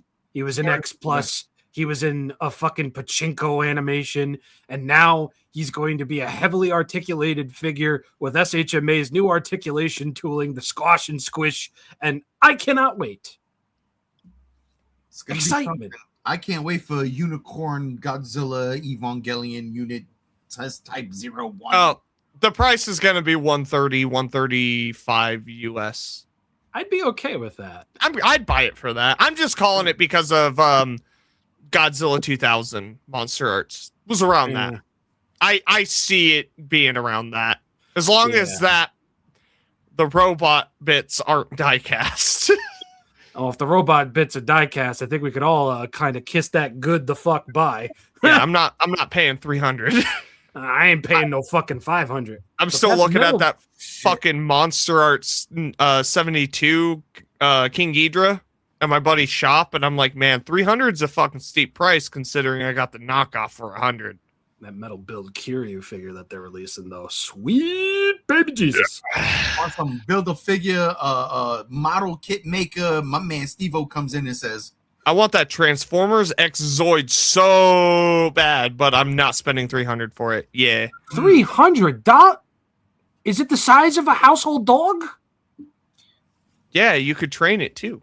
Well, I'm going to go on record and say I this week bought the motherfucking Matrix of Leadership, fucking actual scale. Pre-ordered that shit. Doesn't come out until May, I believe, but I don't care. I got it, and when it gets here, let me tell you something, ladies and gentlemen. The party is probably over. Every Friday, I'm just going to come on and go, now light our darkest hour. Every fucking Friday. Until someone drops that. I'm not saying no, not doing that. Every time you get into a fight with your wife or a disagreement, just pull that out and recite that line, and everything will go back to normal. She has no idea. Nobody has any idea. I'm getting a chain like Galvatron and taking that shit to work strapped to my fucking neck every day. I'm going to sleep with it. I'm going to take it off when I take a shower. I'm going to come out the shower, put it right back on. Trust me when I tell you, this is probably the greatest fucking collectible ever in my head. Ever. This is the one, literally, till all are one. As Steve-O says, wait a minute. Oh my God, he pre-ordered the Matrix 2. Let's go! I pre-ordered that. Lol, I'm weak-willed when it comes to Zoids. Jesus Christ, Spider-Man. Spider-Man, it's good to see you. We're glad that you got your pack back. Hopefully you fucking beat the shit out of the evil doer. Yeah, dude, fucking, did you kiss his fish and kiss his dog? Steal his truck? And then fuck his truck. Oh yeah, you gotta steal it, then fuck it, then give it back as used goods. My name's The Buck, truck. and I like the fuck. Oh God. My name is Greg. And I got a peg leg. It's true. I might be short, but it's not my feet holding me He up. sure did. All right. Well, all right. JR, I'm gonna hold on to you as long as I fucking can, but I do want I've got 40 something minutes. We're good. Oh, you got 40-something minutes. Yeah, I'm solid, bro.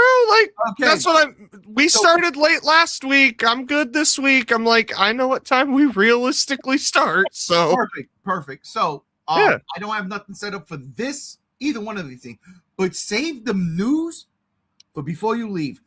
No, that's I'm mad at you because yesterday you started to live stream after we jumped off this. We were. I know. I said I wasn't going to. Yeah, I know, and you did. You son of a bitch, and I started watching you while I was eating my bratwurst. Really? That's so nice of you. I think I was the only one who liked it. Actually, you did. Oh my God, I love you so much. Ladies and gentlemen, we're talking about Toxic Commandos, the game that's coming out that all of us here are going to get so we can all fucking play together because it's the closest thing to Left 4 Dead since Back 4 Blood, which was nothing like Left 4 Dead, by the way. Just fucking clone. The closest thing to Left 4 Dead since World War Z. But JR, because you're a stupid PC elitist. No offense to any of you stupid PC elitists. Henry Cavill, we love you. I do. Yeah, for real. No, really, I love him.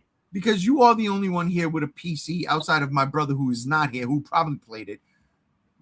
What is your take on the demo of John Carpenter's Back 4 Blood? I want to start this by saying Rob has already heard a lot of this because I called him this morning because we started talking about a bunch of other shit and I just went off. Yeah, it was a good hour-long call. I like it. Oh, yeah. Okay. Toxic Commandos is what Back 4 Blood should have been. And it feels exactly like Back 4 Blood does, but with improvements. Now,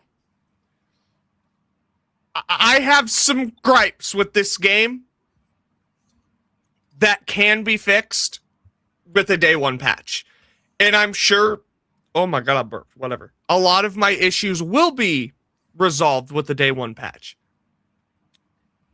A spiritual successor to Left 4 Dead 2, yes, absolutely. In the same vein that Back 4 Blood was supposed to, but then dropped the ball. This game feels like Left 4 Dead and Back 4 Blood fucked.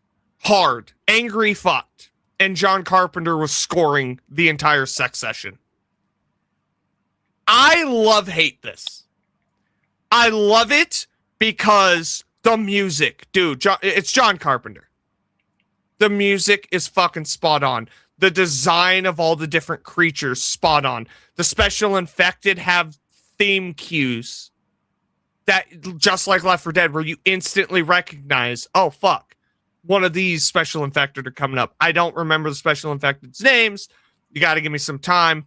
I'm about to be fucking 32 in 2 weeks. I'm getting up there in age. Jesus. I want to slap the fuck out of his face. The swarm mechanics are fucking fantastic. The guns, dude. The gun customization is Battlefield gun customization, but better because you feel a fucking difference. In Battlefield, it's like you're just some soldier shooting assholes. This actually, it's like, yo, I extended my barrel, put a stock on, put a scope on my assault rifle so I could punch further. Yo, you're punching further. You feel it. It's fucking great. It's snappy. The audio is fantastic. The mechanics with the cars getting stuck in the mud and all of that shit, it's great. The classes are great. I have nothing but praise. The immediate drawbacks, though, again, day one patch worthy. I went in and people were bitching about the field of view. Not a lot of people talk about this. There's no adjusting the field of view. And at first in the stream, I was like, yeah, people bitching about that, they're idiots, blah, blah, blah.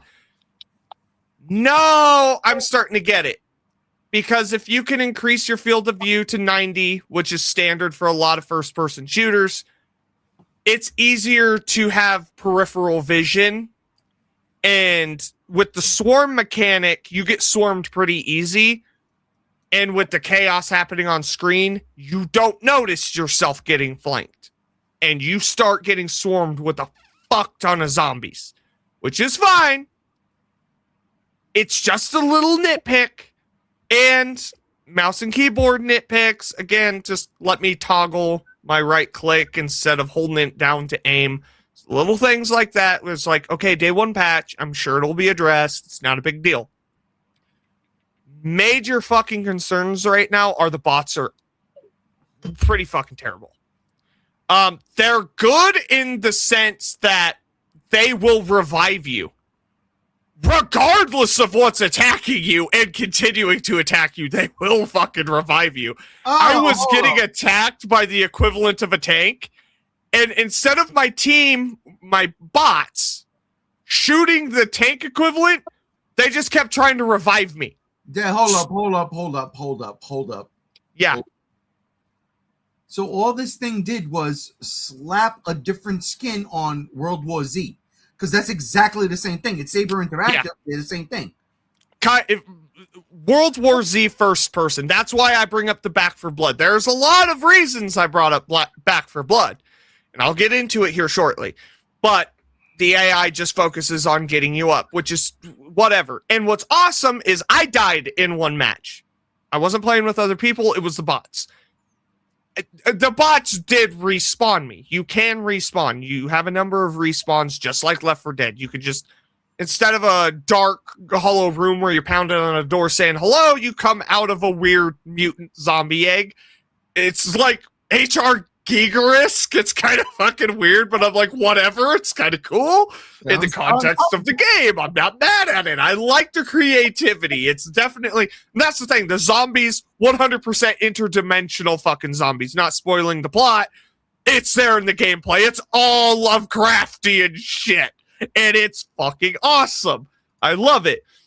Now, the problem with the tank continuing to attack me and me getting revived endlessly is the bots don't shoot at it. And when they did decide to shoot at it, the tank has weak points that have to be shot in order to bring it down.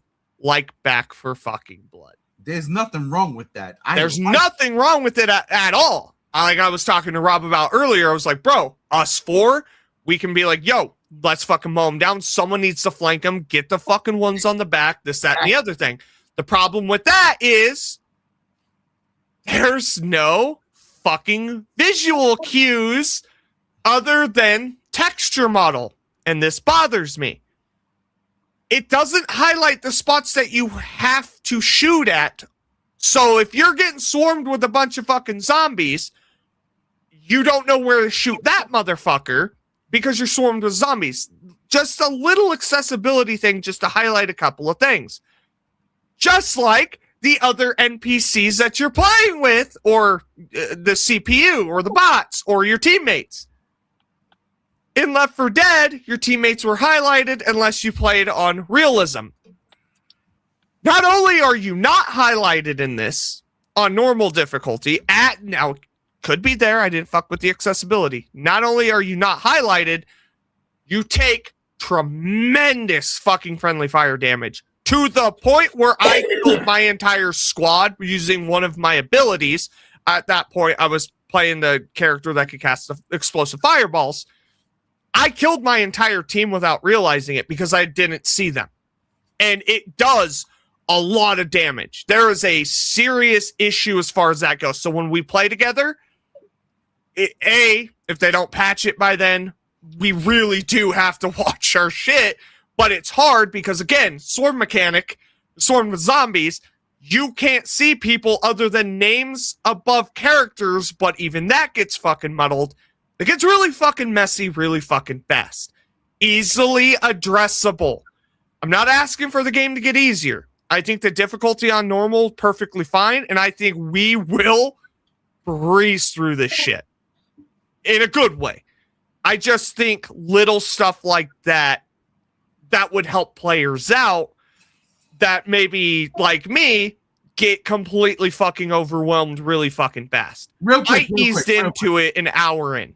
I finally got it. Real quick. What did you say your age is now? You're going to be what? 32. 32. Listen to me.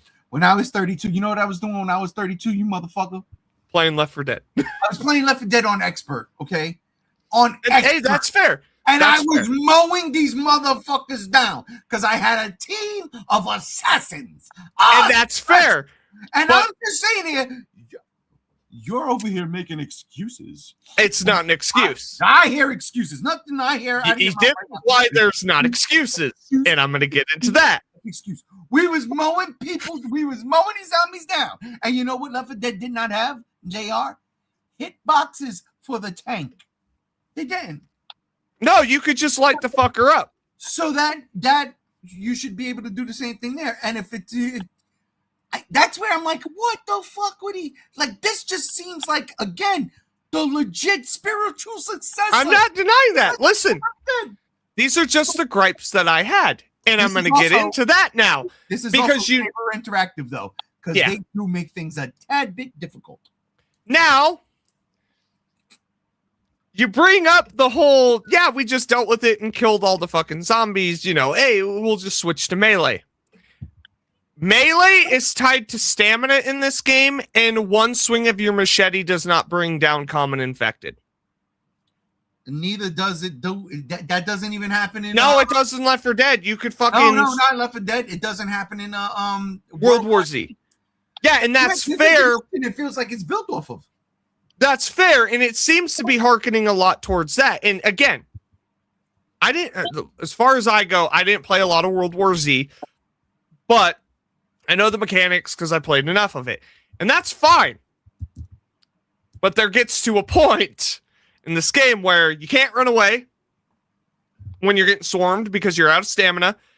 If you're out of ammo, because ammo plentiful, you can still run out on your pistol. You can still run out on your main. And then you don't have stamina to swing your machete. You get swarmed. And this is just worst case scenario. And then you die and your entire team will die. This, that, and the other thing. I think maybe getting rid of stamina, or not altogether, but lessening the amount when you swing your melee would alleviate some issues. No, what would alleviate some issues is if you get Dolby pistols, unlimited ammo. And that's the problem. You have limited ammo with your pistols, and you can't dual wield pistols in this. And that's fine. I have a fully automatic fucking pistol as my backup. So when I run out of ammo, I got plenty. Plus, the special weapons are fucking great in this. They're punchy as shit. We'll go back to some fucking positives. The semi-open world map I think is great because in Left 4 Dead, in games like Left 4 Dead, it's like point A to point B, constant swarm of fucking zombies, right? This, you get that, but you also have time to chill. It's like, okay, we need to go explore over here so we can get some currency so we can upgrade our guns, level up, blah, blah, blah, kill some extra fucking zombies. A side quest. You get that time to like decide because you don't constantly have hordes coming after you. It's like predetermined based off of randomness. Every map is random as far as objectives, placement, and spawning. It is Left 4 Dead in that sense. Like, shit is randomized. You're not playing the same you're playing the same layout of the map. You're not playing the same map because everything's different. One objective could be on the furthest right, another objective on the left. You replay it north, south, or whatever. It's all over the fucking place. And not even the fucking side quests are the same. They're always different. And I appreciated that. Different vehicles spawn on the map as well. Fucked over my first playthrough because I couldn't find the truck with the wench. Second playthrough, found the truck with the wench. I could get all the stuff to help me in the big finale. The finale of the level also, dude. You set up mortars and turrets and you could just blow fucking zombies up and the swarms coming at you. Dude, again, this game is fucking, it's fun. It's just, it shares that like World War Z mixed with Back 4 Blood, but the base is Left 4 Dead feel. And it's not bad. I love it. I love the shit out of it. I'm pre-ordering it my next check, this coming Thursday. I'm pre-ordering this bitch, the deluxe edition. It's done. It's sealed. And I'm excited to play with y'all. But I think there are some things that they could iron out. And trying to remember. So all of that. Soundtrack's fucking phenomenal. Audio's fucking great. The actual traversal's great. What's awesome about this game is high ground is your friend as well. I learned really quick when you're getting swarmed, climb on shit and just start fucking pointing your gun down and just mowing. Dude, on some real shit, that's saved me so many fucking times. It's over, Anakin. I have the high ground. Literally, every time I'm like, I have the high ground, just mow, dude. I like it. The special abilities are great. I started out with the explosive fireball one. I forget what that class is. I didn't like that shit. So I changed to the medic, and I will be the medic when we play, and I will be the Asian girl when we play. I swear to God. I said it day fucking one. I like healing teammates, and I like the buffs because you could level up your class. You could choose different things. It's great. Plus the gun customization. It's hard to say that this is a bad game, especially with everything that I've listed at the price point. Are there negatives? Yes. I can overlook a lot of that. I can get over a lot of that. It's not that big of a deal. Some of the things that could just be patched. Like, again, on normal difficulty, I don't think I should be able to kill my teammates faster than the tank can kill me. I'm just saying. It's a demo. It might work. I know it's a demo. And I'm sure that's going to be patched, and I'm sure they're fucking listening to feedback. I said it in my stream. People are saying it in the reviews on Steam for it. It's like, hey, these things need to be kind of addressed. And I'm sure it will be. I'm not going to dog on it. I'm not going to shit on it for that. Absolutely not. It is a demo. It is a beta. And that's where I say, because it's a beta, if I had to rate it right now as I played it, a 3 out of 5, because it's an unfinished game. Because I didn't get to play the rest of it. But it is right now a high 3 out of 5. If you can overlook the issues that I have, which everyone fucking can, I nitpick shit, I critique shit, watch Mothra vs. Godzilla review on my channel. I shit all over that movie. I still love it. Give you permission to plug that. That's no, you didn't. But I think, genuinely, I think we're going to have a motherfucking blast with it. And one of the best things that this game is giving me is a hub.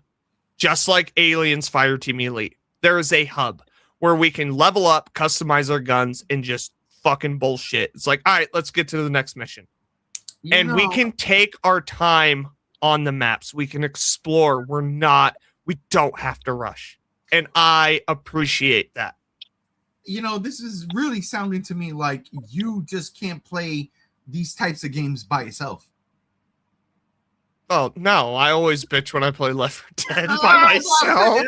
Listen, Because you're relying on the bots to help you. It's like I can play Left 4 Dead 1 by myself and get through every fucking he said Left 4 Dead 1. Oh, Left 4 Dead 2 is Whackzilla, bro. well, and that's also what I was going to bring up.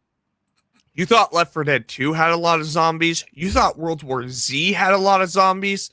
Bro, there's a lot of fucking zombies in this. And that's where, I mean, you get overwhelmed really fucking fast. We played Space Marine too. We'll be okay. Exactly. Yeah. That's what, yes. We know what we're dealing with. Because it's a lot. See, I didn't play Space Marine 2. I'm coming off of Left 4 Dead 2. But yeah, there's a lot of zombies. But again, I don't hate this shit. I fucking thoroughly enjoyed it. I have critiques like I do with everything. And I think this game, honestly, is going to be not only a good time, it's going to be a great fucking time. The level up system is simple. Dude, after my first run of the first map, I leveled up 3 times. You know what this seems to me? It seems to me, Rob, Gams, it seems to me that this is World War Z meets Warhammer, Space Marine 2, and we get this game. Because it's all made by the same publisher, Saber Interactive. It's all made by that. And it seems like everything JR is saying is what we've been getting. World War Z is a fucking nutty game. I love that game. Again, that is my Left 4 Dead spiritual successor. Space Marine 2, when I saw the gameplay for that, and I was like, oh, God, I got to get this. And it works. It does map. It really, really does. Now we're here with this one. And it just sounds like the best of both worlds. It really it's just JR got early access because he's PC Master Race. Dude. Well, no, I gotta touch on this. I gotta touch on this too. Yo, performance is rock motherfucking solid. Okay, hold up. Time out. You can talk about performance on your channel. You know why? Oh, come on. No, performance counts for consoles. It counts for consoles. We played on the Xbox. We might not have your 9,000-bit 30. No. This game's very demanding on my system, actually. I couldn't run it at ultra settings. Everything ultra at 1080p. I had to turn 2 things down to high. But then that means that we can. If it's running, if you're it means you guys on console lock 60 are not going to have issues. There are games that come out on console that run like shit. I have to bring up the performance aspect. My system is, yes, it's more powerful than a Series X, blah, blah, blah, blah, blah. But at the same time, it's like, yo, I'm running over fucking 60. It's fucking running good. It feels good. And that console experience, kind of why I might pick this game up on the PS5 as well. It felt so good on my system. I'm like, it's gonna feel fucking tremendous on fucking console because you guys don't have to worry about this shit I do. I might pick this shit up a second time, and it's cross-platform, cross-save as well. So all my shit transfers. Well, I'm just gonna say it right now. Everybody here is playing it on the Xbox. Yeah. Oh, you're all playing it on Xbox, huh? Everybody here is. Oh, that's gonna be interesting. That's gonna be badass, bro. But no, like honestly, fucking, if you have a PC right now, download the demo, play it. I had a fucking killer time. I'm actually itching. I might be streaming it on Monday because the beta's going until the 1st of March, which is fucking badass. That's unheard of. Let me ask you a question on the beta. How many levels do you get? Because I know it's not the whole game. So you get 2. You get the prologue level. Great prologue level. You do a couple of objectives. You get a feel for the world. Story based. It throws in the story. That's where it hits you.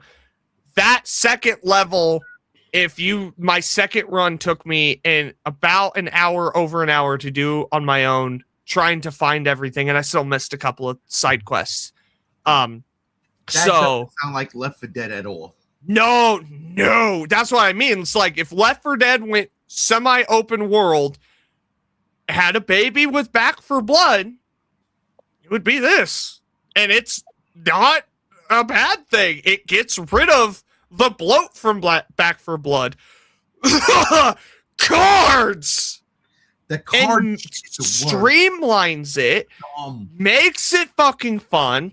There's some good challenge, and I think a competent squad like us playing it, we could fucking overcome a lot of the issues I had playing it alone. Could I have played with other people? Yeah, it was an open demo beta on PC. I didn't because I don't like people, so I played by myself. Challenging, yeah. I still only died once on normal. Over 2 hours of play. I played each map that they provided twice. So yeah, no, I think it's going to be a fucking blast. I think this is everything. And I said it in the stream. I'll say it again. This is everything I have been asking for. Let me customize my gun how I want my gun in real life. If I was in the zombie apocalypse, get me some badass tracks. Didn't know it was going to be John Carpenter, but yeah. Oh no. Sorry. No, you're good. That's the music. That's the music on the award show to telling you it's time to wrap. Okay.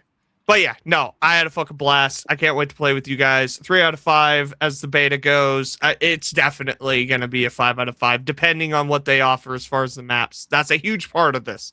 I want a destroyed, decrepit fucking city to fuck around in. That shit would be awesome. Well, on the topic of video games, before I got to give JR up to Dungeons and Dragons, let's talk about this God of War Trilogy remake and the news that came out this week that was confirmed and off kilter because it wasn't like legitimate. Absolutely. It wasn't like a legitimate thing. The voice of Kratos in the God of War reboot series, what's his name? Because it ain't TC Carson. This is where I need Chase. That'd be Christopher Judge. Christopher Judge. Thank you, Gams. Christopher Judge was at an event. They were talking about God of War, and someone asked him a question, and he straight up blurted out. Because again, this was supposed to be a private event. He didn't know he was being filmed, but it was being filmed. And this went viral. And then everything got taken down. But the internet is the internet. It's up there. Basically, he said, yes, TC Carson is coming back to voice Kratos. We already knew that for the God of War trilogy remake. But there's going to be apparently like a new style, and this is what worries me because I don't want, and Gams has said this, and this is where my mindset is with what Gams has said. The original God of War games is based on that third-person perspective that you can open up because you need that to see everything. Whereas the 2016 and then Ragnarok games is over the shoulder. Nothing opens up. Everything's just a cutscene, story-driven, whatever. But it seems like both of these series are getting a revamp. So we might get this different style of gameplay from not just the God of War trilogy remakes, but from the next God of War game. Because of, if you played Ragnarok, and I'm not going to spoil nothing, but it seems like that story comes full circle. So whatever comes next is not going to be a God of War 3 like we had with the original Kratos and TC Carson in the remake. It seems like we might get a different God of War like it showed in the first 2016 game, the reboot game. You've got the God of War of Egypt. There's a God of War Japan. I mean, like, we can get any of these things. And it looks like, from what Judge said, even though, again, he didn't know he was on camera, there's a revamped system to this. And it seems like this might be for both this new remake trilogy and whatever new God of War game is coming out. That being said, Games, what do you think of that? I don't know, man. Like,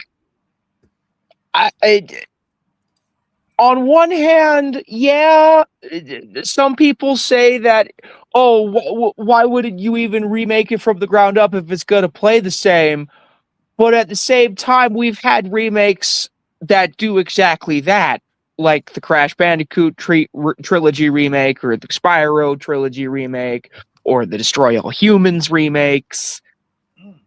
So, like, why do we have to switch it up?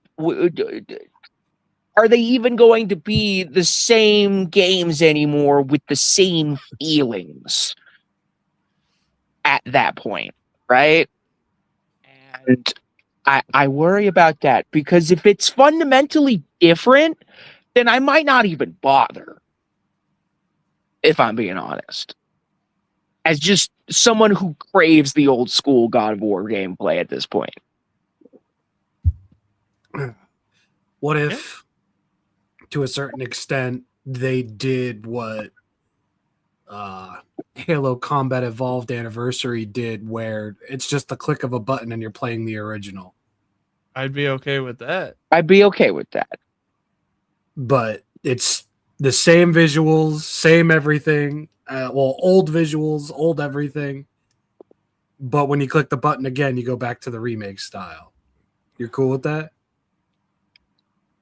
But the only way that would work is if the remake played the same and had the same camera angles, and then so it wouldn't be too jarring to switch between the two visual styles on the fly. You right. Like you can in Halo. That being said, how come Rusev is white in that upper right-hand photo? What's Rusev doing here? Goodness gracious. Why is Rusev here? He's supposed to be Raw fighting Obafemi. Rusev Jesus Christ! Right now, Jesus. Why do I have Left Dead spiritual? I don't know, dude. This is God of War. Oh my God! Monarch season 2. Oh my God! This is Monarch season 2 now. Oh my God! What is going on here? What are you doing, man? What's going on? Oh, man. He's drank as much as I have. If you think you Are know, you okay? Spider-Man comes in. I just hope for the trilogy that they maintain a third-person action camera. I want to juggle enemies in the air and jump during combat. I felt restricted in terms of combat in the Norse games. Yes, absolutely. That has been especially in a video I watched when you know that described all this. That is the consensus. It's like, you know, and I get it. He's old Kratos, but he's still a fucking God of War. Yeah. You understand? Like, come on, man. There's still some type of power imbued in the man. So the jumping aspect really drove me crazy. I do like air combos. I do like, you know, having to jump to slap a fucking, I don't know, a Titan in the fucking face because you can't get any fucking hits on the body or the arms. I like that. I love that. And I miss that. And I miss even though, you know, 2016 and Ragnarok really did kind of, as soon as you get the Blades of Olympus, spoilers, really does, it feels like, oh, here comes the combos. Ain't nothing like those OG games. Nothing. And I miss that. Real quick, Stevie comes in. I actually would like the gameplay to be the same as the originals. Oh, yeah, absolutely. And then Monsterverse. If Grandpa Zeus could jump around and zip around, Kratos shouldn't have any issues. Oh, yeah. Being Simo says, being what today's era is, they're probably cutting the mini games from it too. Motherfucker! Oh no! God, no! I want to. Those were so much fun and hard as hell at the same time. Absolutely. All right. I'm gonna let JR do his thing real quick because JR's gotta go. We gotta let him go. Apparently, He rolled an 18. He rolled the 20. But this is what it is when you're on the G show. So, all right. JR's got something he wants to say before he gets out of here. So, last year, I got the opportunity to start doing these cons and interview special guests. That's how I got to interview fucking Linda Miller, Brian O'Halloran, Marilyn Gigliotti, fucking Rick Robertson, and Elise Bowman. I'm enjoying it, and it's continuing into this year. What was announced today for Silver Age Comic-Con in Reno, I'm not saying I'm interviewing him. Wake! As hard as I can, is someone who I have looked up to for a long time.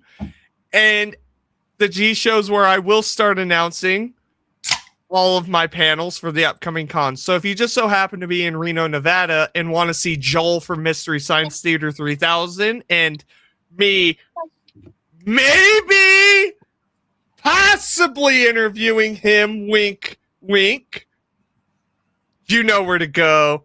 You know where to be. You know who to hook up with. So, Joel announced for Silver Age Comic-Con, July something through the something. Look up Silver Age Comic-Con. I'm not pulling it up. That's how professional I am. Darn G-Fest. Yes. I'm looking forward to it, and I hope I could see people show up. Joel, he was one of the guys that created Mystery Science Theater 3000. And you know damn well if I possibly have the opportunity to interview him, you know I'm going to talk about Godzilla and Gamera with him. Not saying that I'm interviewing him, but I have so many questions for him, especially about the making of those episodes. But yes, next week I will have another special guest announcement who I will 100% be fucking interviewing. I can spoil that one next week. Until then, thank you for having me, and I will be here full time next Friday. Next Friday, why? Because we're gonna do the fucking movie trivia, and you want points. Well, I'm at 0. I'm losing. Well, winning if you're drunk. That's right. That's right. And that's how we do it. Backwards. We do it backwards. Everybody start losing. But no, this was a blast. Thanks for having me on, and thanks for letting me fucking pop off about some fucking bad. Again, dude, fucking Toxic Commandos is going to be so much fun with you guys. I can't wait. Well, no, listen, hearing the fact that Joel from Mystery Science Theater 3000 is going to be at the con, and you're going to be at the con, interviewing people, having panels with people. Oh, I mean, I'm looking forward to that, especially because Reno's only an 8-hour drive away, I think. Yeah, and it's a 1-hour plane ticket. Yeah, but I don't want to get on plane. That's true. That's true. Listen, all I'm saying is I can get you the hotel that I'm staying at. Wake! Jesus fucking Christ. Could you imagine the live stream G-Show podcast? Dude, no, on some real shit, all I have to do is grab a fucking table and bring my fucking laptop and some mics. You don't think we couldn't fucking do that? You don't think anyone would tell me no? No one would tell me no. I'm the talent. And the best part would be, it'll be me, you, the ladies. Oh, yeah. And then maybe 3 people just because they're curious. Oh, yes. Wow, that'd be so fucking good. We'll have Gams on like we're doing right now. We'll have Shinrop on like we're doing now. Fucking maybe Chase will be, but we'll be live streaming from the place. That's if I decide to go. I don't know. Dude, if you do on some real shit, I got you. We'll get it fucking worked out. Dude, it's an 8-hour drive for you. It's a 6-hour drive for me. So it's a long one for both of us, but I think it's going to be worth it, especially with who's going to be announced next week. If you're a fucking Godzilla fan, be there. That's all I'm going to fucking say. Oh, man. All right. Well, fuck. Okay. Well, JR, I love you. Thank you for popping in. Even though now you got to go roll dice, I still don't get that shit. You son of a bitch. I know. Listen, I didn't think it was going to be twice this month, but The vote was unanimous. It'll be all good. I'll see you next week. Yeah. Oh yeah, dude. I'm totally watching. Hey. Later, y'all. Later. I didn't get a later from that guy. He did. He just said later. Later, dog. You watch your ass. Oh, You watch your fish. watch your fish. Watch your fish. Wash your dog. Wash your feet. That's nasty. All right. God of War. All right, ladies and gentlemen, JR, as you know, he's going to be at the Reno Comic Con, whatever it was, Comic Con. It's going to be nuts. And honestly, I am trying to get there. I ain't going to lie. I'm trying to. I will fucking set up a fucking live stream that Friday night up in that motherfucker. I really would. It'll be nuts. But God of War, let's get back to it. Talk about it real quick. Games, I hit you up already, right? Yes. I'm at that point in time right now where I'm already. Rob, what do you think about all this? Even though I heard some of your speakings. What, that Rusev is fucking Kratos in God of War 3? Do you not see it? I see it. There's my guy. There's Rusev, bro. Rusev Day, dog. That's what they should call it. Okay. In all honesty, I grew up with the original God of War trilogy, and the only reason I grew up with the original God of War trilogy is because I loved God of War 1. And a big ask like that was going on in my brain was, is this the moment where I get a PS5? Because I've wanted to play the new God of War games. I would love to play remakes of the original God of War trilogy because they're just so fucking good. I digress. And they could only be made better through a remake. But hearing like the possibility that they're going to be top to bottom remakes, visuals, mechanics, and otherwise, it's just a bit upsetting because, you know, I don't doubt that the games could be good in the way that homie was fucking describing it, but I don't know. That hack and slash third person action camera is so integral to God of War's identity for that trilogy. I don't think I have interest in playing a version where that's not present. Because, I don't know, you know, I don't want to say I'm not going to fucking buy into it if possible, but I would be a lot less hyped if that were the case. Yeah. The idea of what Judge said, this new way of playing, we have no other details. And it's like, it can't be, again, it just can't be over the shoulder. It doesn't work. It doesn't work for that style. The original God of War games does not lend credence to that style at all. But they do add a jump mechanic. My biggest beef is, like Gam said, it's the pulling back of the screen. That's one of my favorite things about God of War. That was the first time in a video game where I saw like this. You're running, you action, and all of a sudden the screen pulls back and reveals, you know, this huge, beautiful background. And you're like, what? I got to go in there? I love that. The reboot didn't do none of that shit at all. And it's like, okay. And I like don't get me wrong, I do like 2016 and Ragnarok, but they're not the OGs. They are not. Gameplay wise, I don't give a fuck what anybody says. They are not the OGs. I just felt like I can do more with the original God of War games. Whereas the newer ones is more about exploration. And yeah, okay. Again, you can get away with it. Kratos is old. I don't want to hear that. He's a god. I just want to beat the fucking living shit out of things. But I digress. That's valid. let's get into real quick. As Rob was saying, Rusev, Spider-Man, bam, bam, bam. Man, when I tell you, I don't think Rob or Gam Gams knows this, but Rusev Udria, Rusev Machka.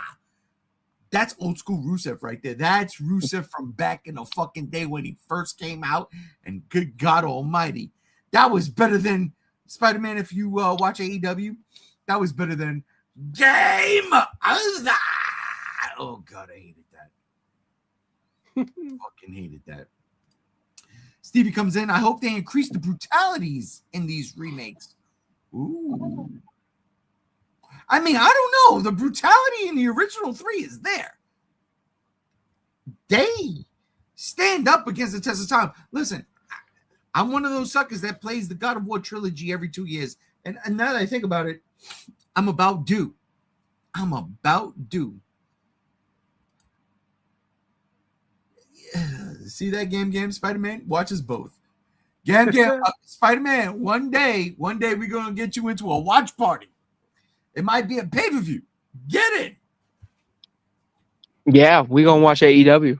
AEW. Man, it was so fucking good this week. All right, ladies and gentlemen, we on our last topic of the night, and honestly, right, it should be 1, 2, 3, 4, 5. Yep. We on the last topic of the night, and once again, it's about toys, because last week we were previewing Toy Fair while reviewing Hong Kong or whatever the toy fairs that happened in Asia. But this past weekend, we had the Jacob Javits Center converted into a toy haven. Toys are us for us, period. And there was a bunch of things that came out of that. I ain't got everything, but I've got things that I feel that matters. So, Rob, being that you were throwing these images at us, what's this? This is Bandai's new love child. This is Godzilla Burst. This is a line of minifigures that are clearly really trying to do something new with the Godzilla IP, something new and fun. And these are actually the pieces that Bandai America are going to be bringing over to the States for the statewide release of the line. And as you can see, we have some pretty fuck off crazy looking things right here. Yeah, we do. Oh my God. We have we have Plasma Space Godzilla, the purple guy with the fucking yellow shoulder blade and shit. We have what looks to be a frozen Godzilla 2004, but I'm seeing something with a volcano there, so there's that. We have a Thunder Miregoji. We've got a black hole fucking Gigan, Space God, Mecha Godzilla, and another Mecha. Dude, it looks like... oh, fuck. It looks like Bandai is just having a ton of fucking fun tossing something at the wall and seeing what sticks with this line. And that's what makes me love it. I mean, you look at the 3 combined images over here, mix and match parts, adding them to other Godzilla figures from the set, from the subline. This just looks like fun. This reminds me of way back in the day of when Metabots was a thing. Figures that you could take apart and put back together. Zevos. There was another one, Stickfast even. And dude, like, this is one of my favorite announcements from Toy Fair because everybody's been asking, when is Godzilla Burst coming to the US? Now we know. Now we know that it's not only coming to the US, it's going to have its own little thing premiering in the US as well. What? So, what? When? When what? Godzilla Day? What? Oh, never mind. Premiere, because this was at fucking. oh, my bad. I mean, like, these bad. are going to release in the States first, if everything I was reading is correct. And then they're going to come to Japan and everything. Oh. So, all right. The original Godzilla Burst figures that we talked about months ago. We could get those here, or those are Japan imports? No, I believe those are going to be brought to the US as well. This was just kind of like, here's where the line's going, kind of an announcement. I mean, look at that. Look at that Mecha Godzilla with the mazes on its fucking shoulders. Stop! That's fucking so cool. Seriously. Like, this is the most 90s thing Bandai has done in ages. And that's what... Now, yeah, some of the figures look incredibly fucking doofy and bad. Absolutely. Mirai Goji looks like his entire upper body is a goiter lump, but that's fine because... That's the only one that looks bad, though. Yeah. I just love what this looks like. I love what this represents. And I love that Bandai is leaning so fucking hard into it.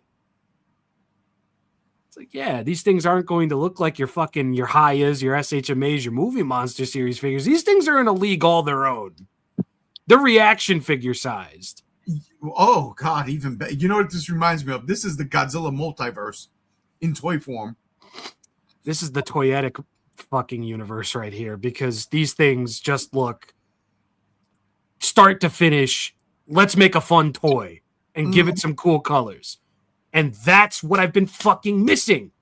I'm so sick and tired of the fucking, well, this needs to be screen accurate. Why is burning Godzilla's teeth too short, Haya? You have to delay the figure by 9 months to make them slightly longer. It's like, I'm getting sick of it. I don't give a fuck if my goddamn toy, my fuck off toy that I'm going to put on a fucking shelf and switch its pose every 5 fucking months is screen accurate. I want something cool. I want something different. And finally, we're getting something like that. Finally. God. Fuck screen accuracy. Fun. I want fun. This shit is fun. And you see, ladies and gentlemen, this is why, although tempted, right, I can't do figure reviews because of that exactly. I am not going to go through the intricacies and the details of, no, I want fun. I just want fun. If they look good, I want to buy them. I ain't got to talk about it. But, you know, that Biolancy I'm looking at right here with that fucking card. Oh, Bandai Movie Monster Series. You kind of cooked. Yeah. This is cooking tried and true. Yeah, no, I love the idea of just doing this random shit.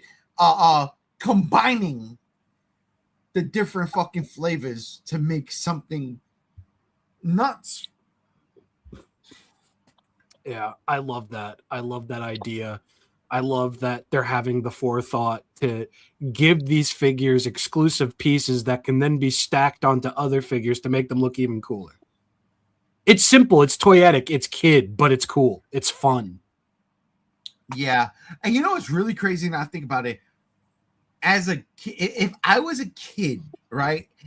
If these were coming out in the 80s, when the fucking heyday of collecting figures as a child to play with toys was coming out, I'd be so confused yet so fucking enamored by this. Like, wait, I could take this piece and put it here and make this thing that. Like, fucking Transformers. I'm like, all right, we just transform this thing and try not to pinch our fingers. This is a completely different fucking thing, and it works. It fucking works. I love it. I love it. Yeah. Yeah. Like, I was already enamored with Godzilla Burst from the beginning, even though I don't have any of them, but now it's even more so. Let's get to some comments. Monsterverse Rodan says, my God, Mega Godzilla is back. Goddamn right. Stevie says, I'd buy them. Good. Miragoji has my gaming pose. I like the representation. He's got that hunch. Gamer hunch. That shit looks like a gamma or a shell, though, but I digress. Spider-Man comes in, Gigan with the cannon. I'm salivating over here. Spider-Man, don't do that because that gets into the mask, and then, you know, that condensation, it's hard to breathe, especially around this time in New York. You don't want to do that. You know what I'm saying? Wait till the summer. So is that like a new like a dragon sword, says Steve. fuck off, like kind of Space Godzilla, the purple one? It's Plasma Space Godzilla. Yeah, It's, they showed off concept art of Supernova. this. They showed off concept art of this at Godzilla Day, Gotcha. which is yes. crazy. Look at this concept art for this minifigure line that we have. Get excited. And it's like, oh, okay, now I get it. And they released this shit. Now, are They they going to release the first wave along with this wave in the States? Nobody pays attention to me when I talk, man. No, I did. No, I did. I'm just fucking with you. Yeah, this and the original wave of Godzilla Burst stuff is coming to the US. I don't know about the big imagination box that has like Magma Hedorah, blue fucking anti-freeze Mothra, or whatever the fuck that box set was. I don't know about that, and I doubt Meltdown Godzilla because that was a store exclusive. But the main wave, yes, that's coming along with this to the US. Well, if it was a store exclusive, they could make it a US online store exclusive. Well, it was an exclusive to a store if you bought a certain amount of product. That's not fair. That's not fair. Yeah, that is not fair. Well, I'm not going to disagree, but I'm not going to agree. It's just a Godzilla who's orange. Who gives a shit? I do. I like orange, and I love Godzilla. The whole point of the line is to mix and match to like make your own figure abomination. All right. No, that's the point of this. The line, as that was happening, had nothing to do with anything like this. But you could still do it. I saw people do it. Yeah, you could, but that wasn't part of the point. Now it is. Now it absolutely is, because now you're getting all this extra shit with one figure. So now here comes the thing. I now need a wave 3 of this that has a Heisei Godzilla, that has Batra, that has Biollante, and has King Ghidorah. Do you know where I'm going with this? We just got King Ghidorah. Yes, I know exactly where you're going with that. We just got a King Ghidorah. We have 3 technically now Heisei Godzillas. So yeah, I mean, and we only have Rose form Biollante, but Beast form Biollante is happening. So I will be able to recreate that manga abomination. Possibly. Well, I honestly didn't even know that Bandai threw this up there at Toy Fair this year. Yeah, they had a presence. It wasn't the biggest presence, but they had a presence.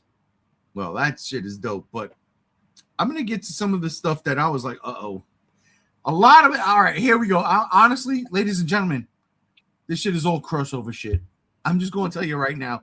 Except, well, I'll save the last one for last. That's not a crossover. But here goes some crossover shit that I absolutely love. Starting with something that I don't actually like. But God Almighty. Oh, I didn't see the pop vinyls. Wait a minute. Yes. I sent this picture to my brother, and he lost his. My brother is a pop collector. I don't care about Funko Pops. I've got mine, like the ones I want. I want every single fucking one of these. I want all of them. These Funko Pops are peak. Again, it's peak. Yeah, it's the Matrix till all are one. This is literally till all are one. Teenage Mutant Ninja Turtles and Godzilla and this dope. Listen, in this dope Funko Pop vinyl fucking figure look. I'm just going to say this, but these guys look better than the actual figures. Oh. Yeah, the Playmates figures. Huh?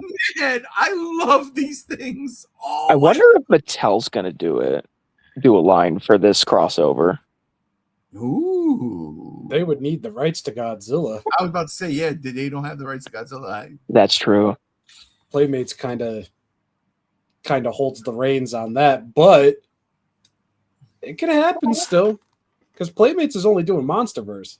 Yeah, they're only doing MonsterVerse. They could be like, sure, go ahead, make TMNT X Godzilla figures. Games, let me ask you a question. I'm looking at the price here. It looks like it says October 2026, which is perfect because that's right around my birthday. Perfect for Christmas. $15 a pop. You down for this? Oh yeah. No problem, right? That's an automatic. Very few times do I buy pop vinyls. This is one of those few times. I agree. Listen, the majority of pops that I have is because my wife and daughter bought them for me for Christmas. I don't collect these things. And the ones that I did personally by myself were the big Godzilla, the big Optimus. No, did I buy the big Optimus Prime? I'm honestly shocked that these are even happening because last I heard Funko was going under as a company. No, that was IDW. We didn't even talk about that. We not, but you know. No, I'm pretty sure it was Funko. I don't see Funko going under. I just can't. They've been bleeding money for like 3 years. Shit. Funko Pops are not profitable. Well, not profitable, dude. The cost of the licenses combined to make all these is not being offset by the sales. I can see that, but some of these things are fucking stupid expensive, bro. Now, for this particular quartet, $15 a pop. Yeah, sign me up. I'm in. I'll pay $60. I'll pay $70. I'll pay $100 for these four. No problem. No problem. Because I like the way they look. They are, again, no knock to Bandai, which we're going to talk, not Bandai, Playmates, which we're going to talk about. We'll get to it soon. But these things are fucking perfect. Like, I would even open these up and display them. Maybe in my office at work. Yeah, that would probably work. Rob, what do you think about these Funko Pops? They look cool. Not going to buy them. Rob, let me ask you a question. Shoot. If these were Funko Pops, but for some reason got Fun licensed, would you buy them then? No. Okay. I want them as action figures. I'm sorry. So just straight Playmates. Yeah. Like, I'm not even, dude, like, no bullshit. These things look great as Funko Pops. They do. They understood the assignment. They were translated into smaller vinyl figures. They look great. It's just, I see something like this. I'm like, I need posability. I need posability. That's like my only thing here. And I'm only slightly peeved about it because I still can't find them near me. What? Do you think somebody like NECA might make a set of Godzilla Turtles? No. Never gonna happen. So who besides Playmates would be most likely? Playmates. That's it. Yeah, I was about That's to say, it. Shit. And on that note, wait. All right. So, all right, Rob. These things are fucking to see, and I disagree. I hate Funko Pops. I'm not a fucking fan. Like I said, I got mine. I got the ones I got. I got a Vegeta.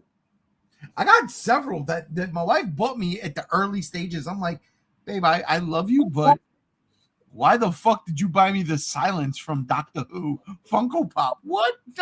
Okay. It's a cool design. It's a cool design, right? But to her defense, she knew I'm a collector, so she just bought it. We were watching Doctor Who at the time. Godzilla, Transformers, and yeah, I got a Vegeta. I can't lie, I do. That's it when it comes to Funko Pops for me. She got me a Stormtrooper. I got like several of the ones that she bought me. I can't even tell you. But these again, it's the collaboration. Two of my favorite fucking things, especially as a kid. No fucking way I'm buying them. My brother lost his shit when he saw these. I sent this shit to him when Rob sent these out. I said, bro, here, check this out. He lost the shit because he likes Funko Pops. He does. Mm. And that Leonardo Godzilla Funko Pop, I mean, just look at that thing. That's a badass. Yeah, looks great. And he's going to have the blue dorsal fins too. Like, that's cool. Oh, but they're just not these. Yeah, exactly. God! So I've got 1, 2, 3.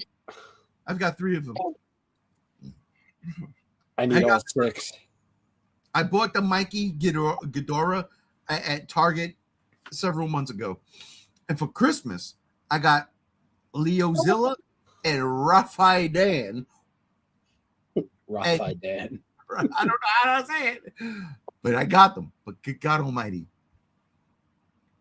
is that Master King Caesar. is that a Kiru or is that OG Mechagodzilla?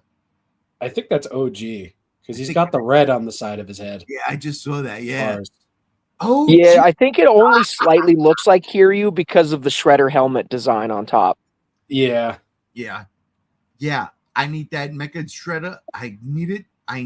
Super Shredder is one of those things. Mecha Shredder is absolutely out of bounds. Need it. Fucking King Caesar Splinter. That is something I had no idea. I knew about Donatello being Jet Jaguar. It makes sense. The tech. That's cool. But King Caesar Mechagodzilla. King Caesar Splinter. And he's got a tree. Why are you holding a tree? I don't know. Those 3 I need. When they come out, gotta get bought. Because listen, he has a tree because he's so big, he needs a tree to be his cane. Okay, you know what? That's right. That's true. That makes sense. Fuck me. Factual, yes. I didn't even think about that. See, that's why Gam's his. 40 years of Ninja Turtles. Are you out of your fucking mind? Dude, I can't wait to see if this happens in the comic. I've only read issue 1, but I've got the other 2 issues. 3 issues right now. Oh my god, I need to catch up. Yeah, it's 3 issues. What's coming? Oh, by the way, real quick. Yo, the last issue of Godzilla Godzilla versus Kong versus the Justice League is dropping next week, and they did that specifically to coincide with Monarch season 2. Dude. Based. We gotta get them, DC. All right, let's get to some real quick comments. Mechagodzilla looking like Dragonzord. Shh. No, yeah. Not yet. He kind of did, though. That Godzilla burst Mechagodzilla? Oh, yeah. A little bit.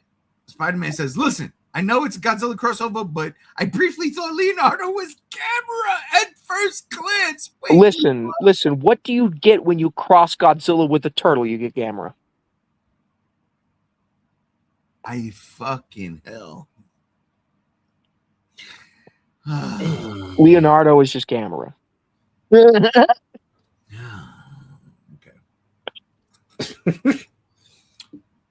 Toy Fair rocked and rolled when it came to the Godzilla stuff. Okay. Yeah. Especially the Together series, the X series. But before we get into that one, I gotta just show y'all real quick.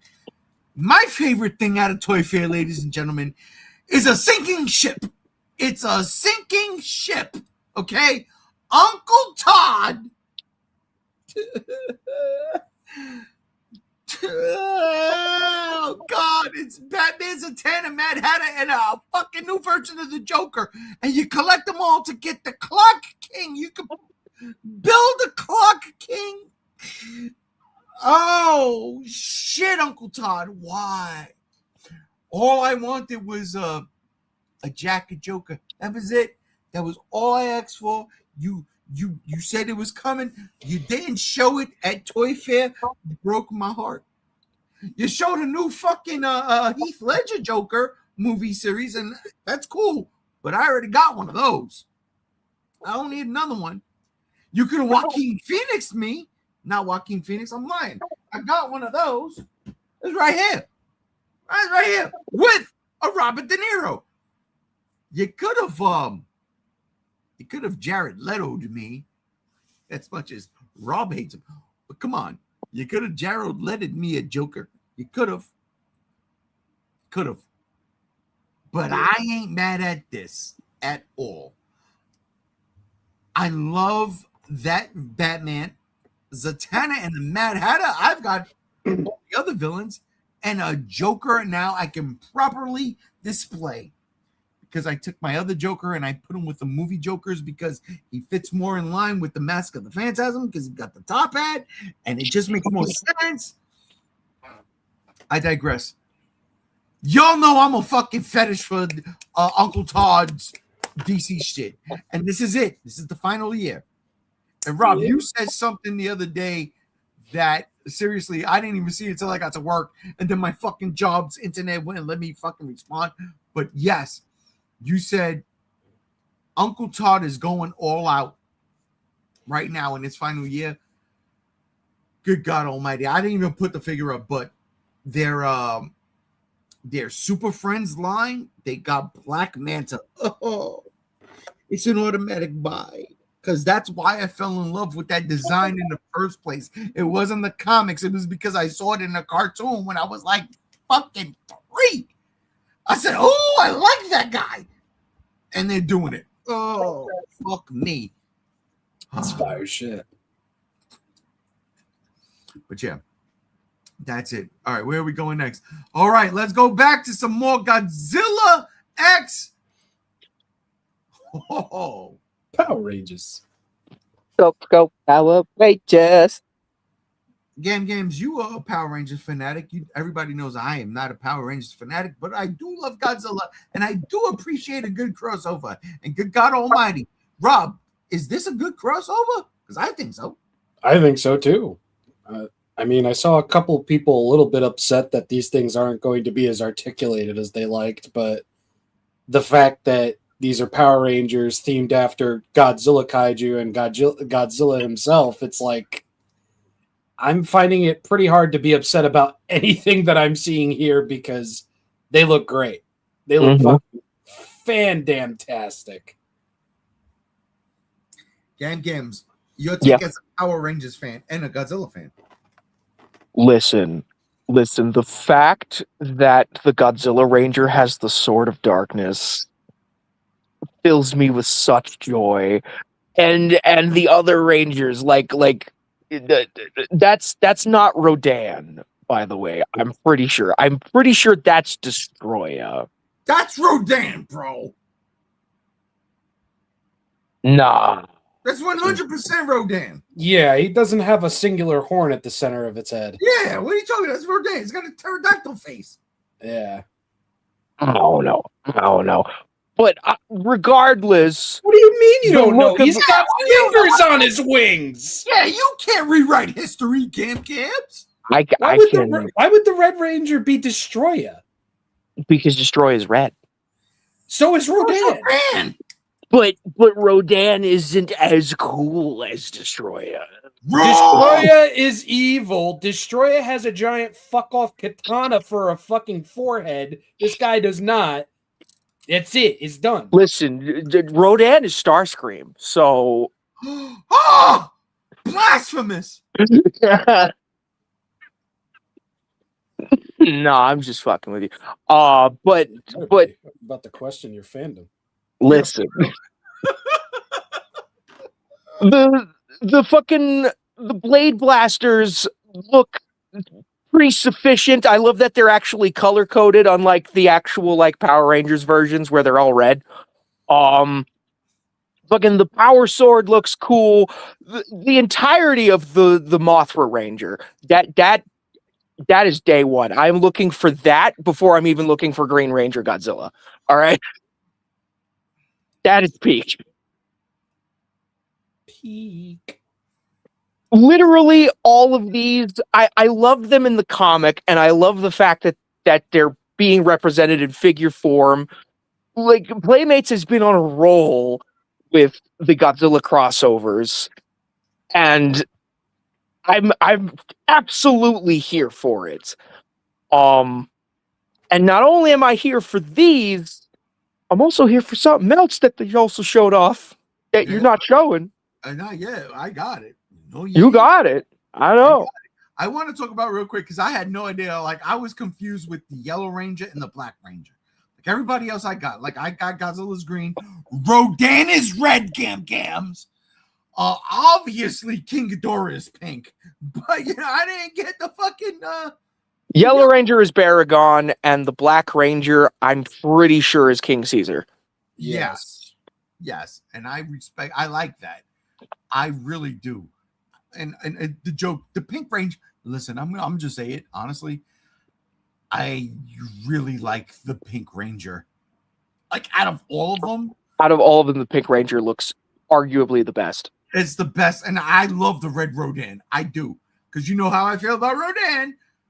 But that Pink Ranger, that representation with that fucking face mask, that helmet, man, before our time, okay, did in the 70s, Toho and whoever was making fucking Sentai miss the fucking mark, because this is the fucking mark right here. Oh yeah. We'll And never for the get it. people complaining about the posability, right? Looking at these images, it looks like they got the elbow bend, they got the freaking shoulder swivel, they even got a wrist swivel, so they can hold their weapons and they can hold dynamic poses with their double jointed knees. Yeah, it looks like So we'll be fine. 4, 5, 6, 7. It looks like 7 points of articulation. Maybe even more that we're not seeing. Yeah, I don't get none of that shit makes sense to me. These fucking figures are fantastic. I really like it. Like, I love the Ninja Turtle ones because of the Ninja Turtles and the idea that they meld together. And again, those Funko Pops. Oh, I just gotta throw it back Do up we there. know the price ranges on these? And that's a good question. What is the price ranges on the Go Price Rangers? I'd like to 'Cause say if between 15 and 20. Yeah, if I'm recalling correctly, like their actual like Mighty Morphin line, I don't think they've dropped yet, but they're also coming out with, an action figure line that'll have pretty much the same points of articulation. They're just the Mighty Morphin Power Rangers for the Reignition line. They are going to be like $15. So I feel like $15, $20 would be right for these. Yeah, I agree. They fit that range, to be completely honest. I mean, they look good for that price range, too. That's what I was going to ask. Rob, are these collectibles for you? These are figures that I'm 100% getting. Absolutely. Perfect. Whether you'd call them collectibles or toys is completely up to you. Are you get my point was, are you getting these? Oh, dude, yeah. A physical manifestation of Godzilla and Power Rangers in figure format. I think I'm kind of contractually obligated to, which is fine because I would really like them. At $15 a pop, if that's what the case is, you know what? I owe it to. I hate the Power Rangers. I don't hate them. Just wasn't a fan. But these figures look dope. Again, that Pink Ranger Mothra fucking figure. Oh my god! All you need to do is watch the 5-part Green with Evil episode, freaking like epic, and you will change your tone. All right. Hold up. Are you talking about the Tommy shit? Yes, the introduction of Tommy, him being the Green Ranger, the Power Rangers struggling against him, etc., etc. Not spoiling it. Bro, you haven't watched. Bro. What were you like 2 when that happened? Because I saw that when it happened. And you still didn't like it. That shit was peak, bro. No, it wasn't. No, I was just kind of corny as fuck. I was like, what the fuck is this? Give me Voltron. Thank you, Henry Cavill. Give me Voltron. How could you call yourself a Godzilla fan if you don't like the wider world of Tokusatsu? Really simply because I did not know there was a thing that existed at that time. You were right in front of your face with Power Rangers.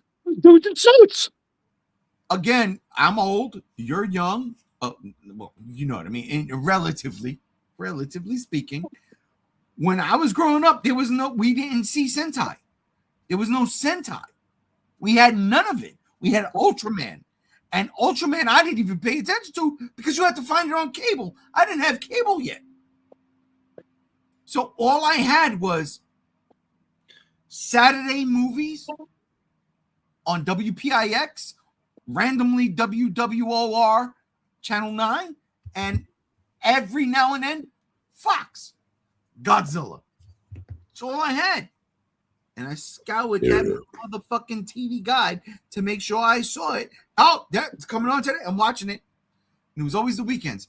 But we had no Sentai. All that shit happened. We had Voltron because they were trying to sell toys.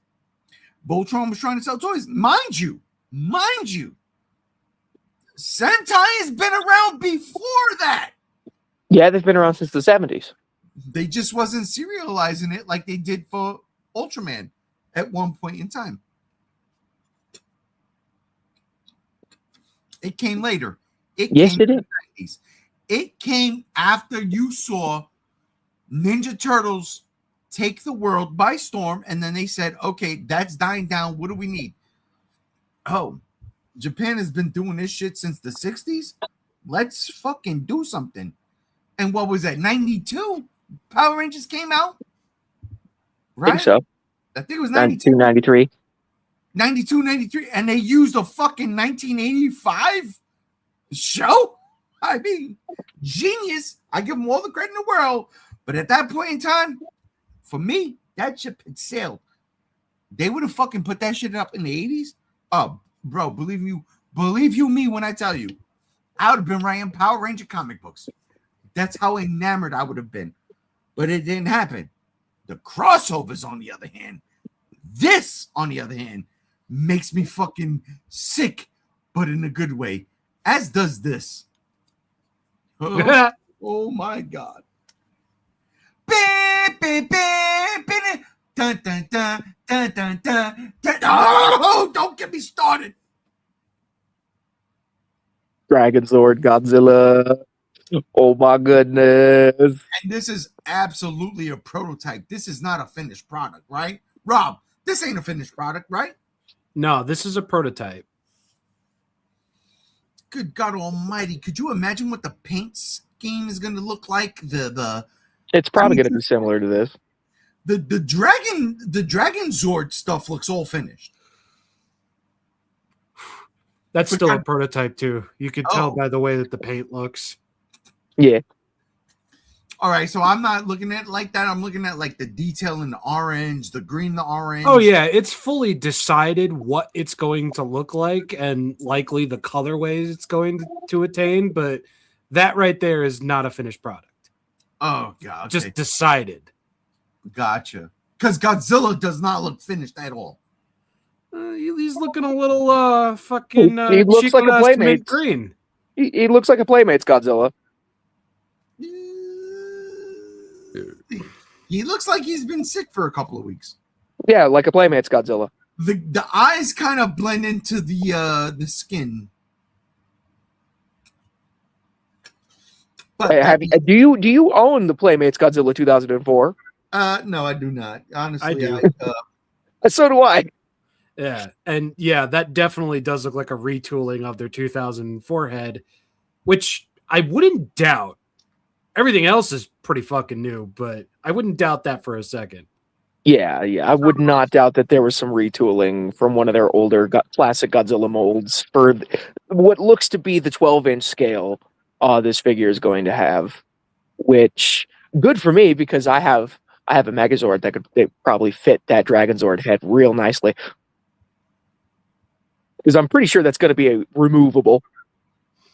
I would like to think so, because the Godzilla figure looks like it has articulation cuts at the arms, the head, the legs, and likely the tail. So I imagine that's essentially just a big hulking accessory that he's going to come with. Yeah. Which I'm fine with. Absolutely. You're getting a Godzilla toy with a giant fuck off Power Rangers accessory for, let's say, $30, 35 at the most, maybe 40 at the highest. That's a steal. That's absolutely a steal. My question is this: did that Godzilla versus Godzilla X Power Rangers 2? Is that done? Is it complete? Yes. See, I stopped. It's been complete for a while. Okay, I stopped because I didn't like the art. I don't know which one is based on, and it has to be based on the second one because I don't remember Godzilla getting into the Dragon Zord in the first one. Yes, this whole line is based off the second one because the Godzilla themed Power Rangers didn't show up until the second one. Okay. That being said, and again, I read the first 2 issues and I hated the fucking art, so I could not read anything else. It was so bad. Does Gam Gam, if Godzilla is powering up with this fucking suit, it shouldn't just shoot missiles, right? It should shoot Godzilla atomic breath rays. It does shoot missiles though, along with his breath from his mouth. This is why I would not fucking buy this comic. I'm not gonna support it. And you know what? Fuck it, I'm not supporting this figure. Fuck it, I'm not. But I will. Absolutely. Just because it doesn't do a dumb cool thing you want. No, because exactly that. It should. Because what's the point of gaining the Mega Dragon Zord, right? That's what the Mega Dragon Zord head, yes. What's the point of gaining all of that equipment if all you're gonna do is shoot missiles? The Mega It also powers up Godzilla's atomic breath with Morphin Grid energy. Man, I want to hear that. I'd rather see the fucking missiles, instead of being missiles, be fucking maser beams. You know what I'm saying? Like, honest to God, you know what I'm saying? Then it would lean too much into Godzilla lore and not Power Rangers lore.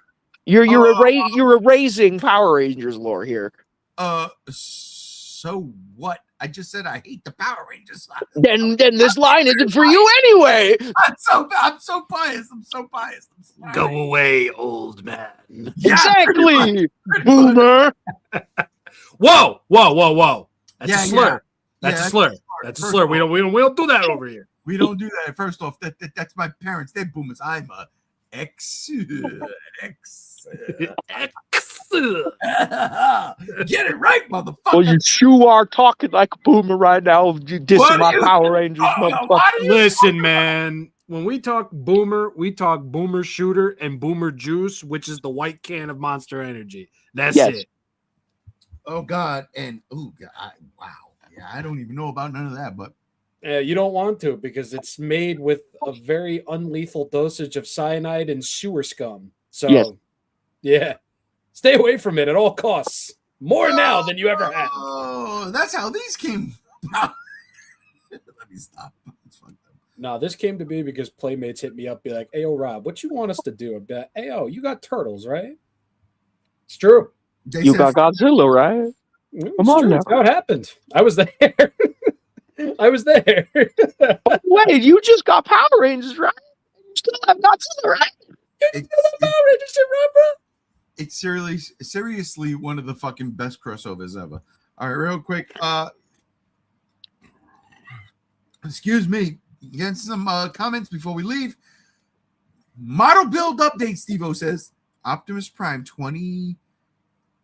2007 from Fan Home will be complete next month. This has been 3 hours in the making. Jesus Christ, Steve-O. Monsterverse says, that's my boy. Great movie. Boy. Spider-Man looks like me when that buzz kicks in. Yeah. Spider-Man, that buzz is done kicked in like a fucking hour ago. I don't even know why I'm still doing this. Weird. So, seeing all these lines from Godzilla crossovers, right? We got Ninja Turtles, we got Power Rangers. Over on Uncle Todd's side, we got DC X Godzilla, X Kong figures, right? You want to know who I haven't seen? Where the hell is my Godzilla Destroys the Marvel Universe and Godzilla Infinity Roar figures from Hasbro in the fucking their one Marvel line? I forget. Marvel Legends. Oh, they don't have the license. But they could get it. I can assure you they likely don't want it. But why? I can't reveal that. Oh, insider information. You sure? I can't reveal it live. Fuck. Well, ladies, that's something for another day then, when you can. Yeah, after we go offline. No, I'm also saying, like, when you can talk about it live. then that'll be for then. There we go. Able to talk about listen, it live. trying to go offline right now because we have done hit the mark I didn't want to hit, but we hit it. So that's being said, my brother just called me. I got to go take that call. Ladies and gentlemen, that'll do it for this episode of the Geek Out. I think we finally got Spider Noir out of the fucking way. Thank God. I want to thank everybody that's joined us today, starting with you, JR. That's right. Roll another 5. I want to thank you, GamZ1, for joining us today. Yeah, thank you for having me. I love talking about toys, even though I can't collect them as financials, but that'll change soon, hopefully, and maybe I can start collecting again, and starting with this stuff. Jesus Christ. I really love this thing. I can't lie. That's why I threw it back up there. I apologize. You know what? No, I'm going to fuck around because I really want this stuff. Okay, because this is my shade. And it's my show. I don't care. Rob sold us back. He sold us back for 25 cents. Brother Rob, thank you for joining us today. Thank you for having me. And since we had to cut it here, Super 7 Ultimate Shin Godzilla, probably the most hype thing I saw at a toy fair. Can't fucking wait. Fuck. You know what? I fucking had it too, man. I had it. Damn it, I did put it. Another time. Another day. Another cast. Another time, another day. Everybody, boom. Final words. Storm says, Stevie says 3 years. G1, he's been putting that shit together. Spider-Man, take care, lads. We love you, Spider-Man. You know that. Monsterverse Rodan, we love you too. Everybody. Oh, wait a minute. The last and final fucking piece of the puzzle, right? Ladies and gentlemen, what are we doing next weekend? Next week, not next weekend. Next week. Because it's the final Friday of the month, and we now are doing movie trivia. We're doing the screen test. So, I shall leave you all with this as we leave on the outro. Next week, why? Next week, ladies and gentlemen, the co-host will be put to the test against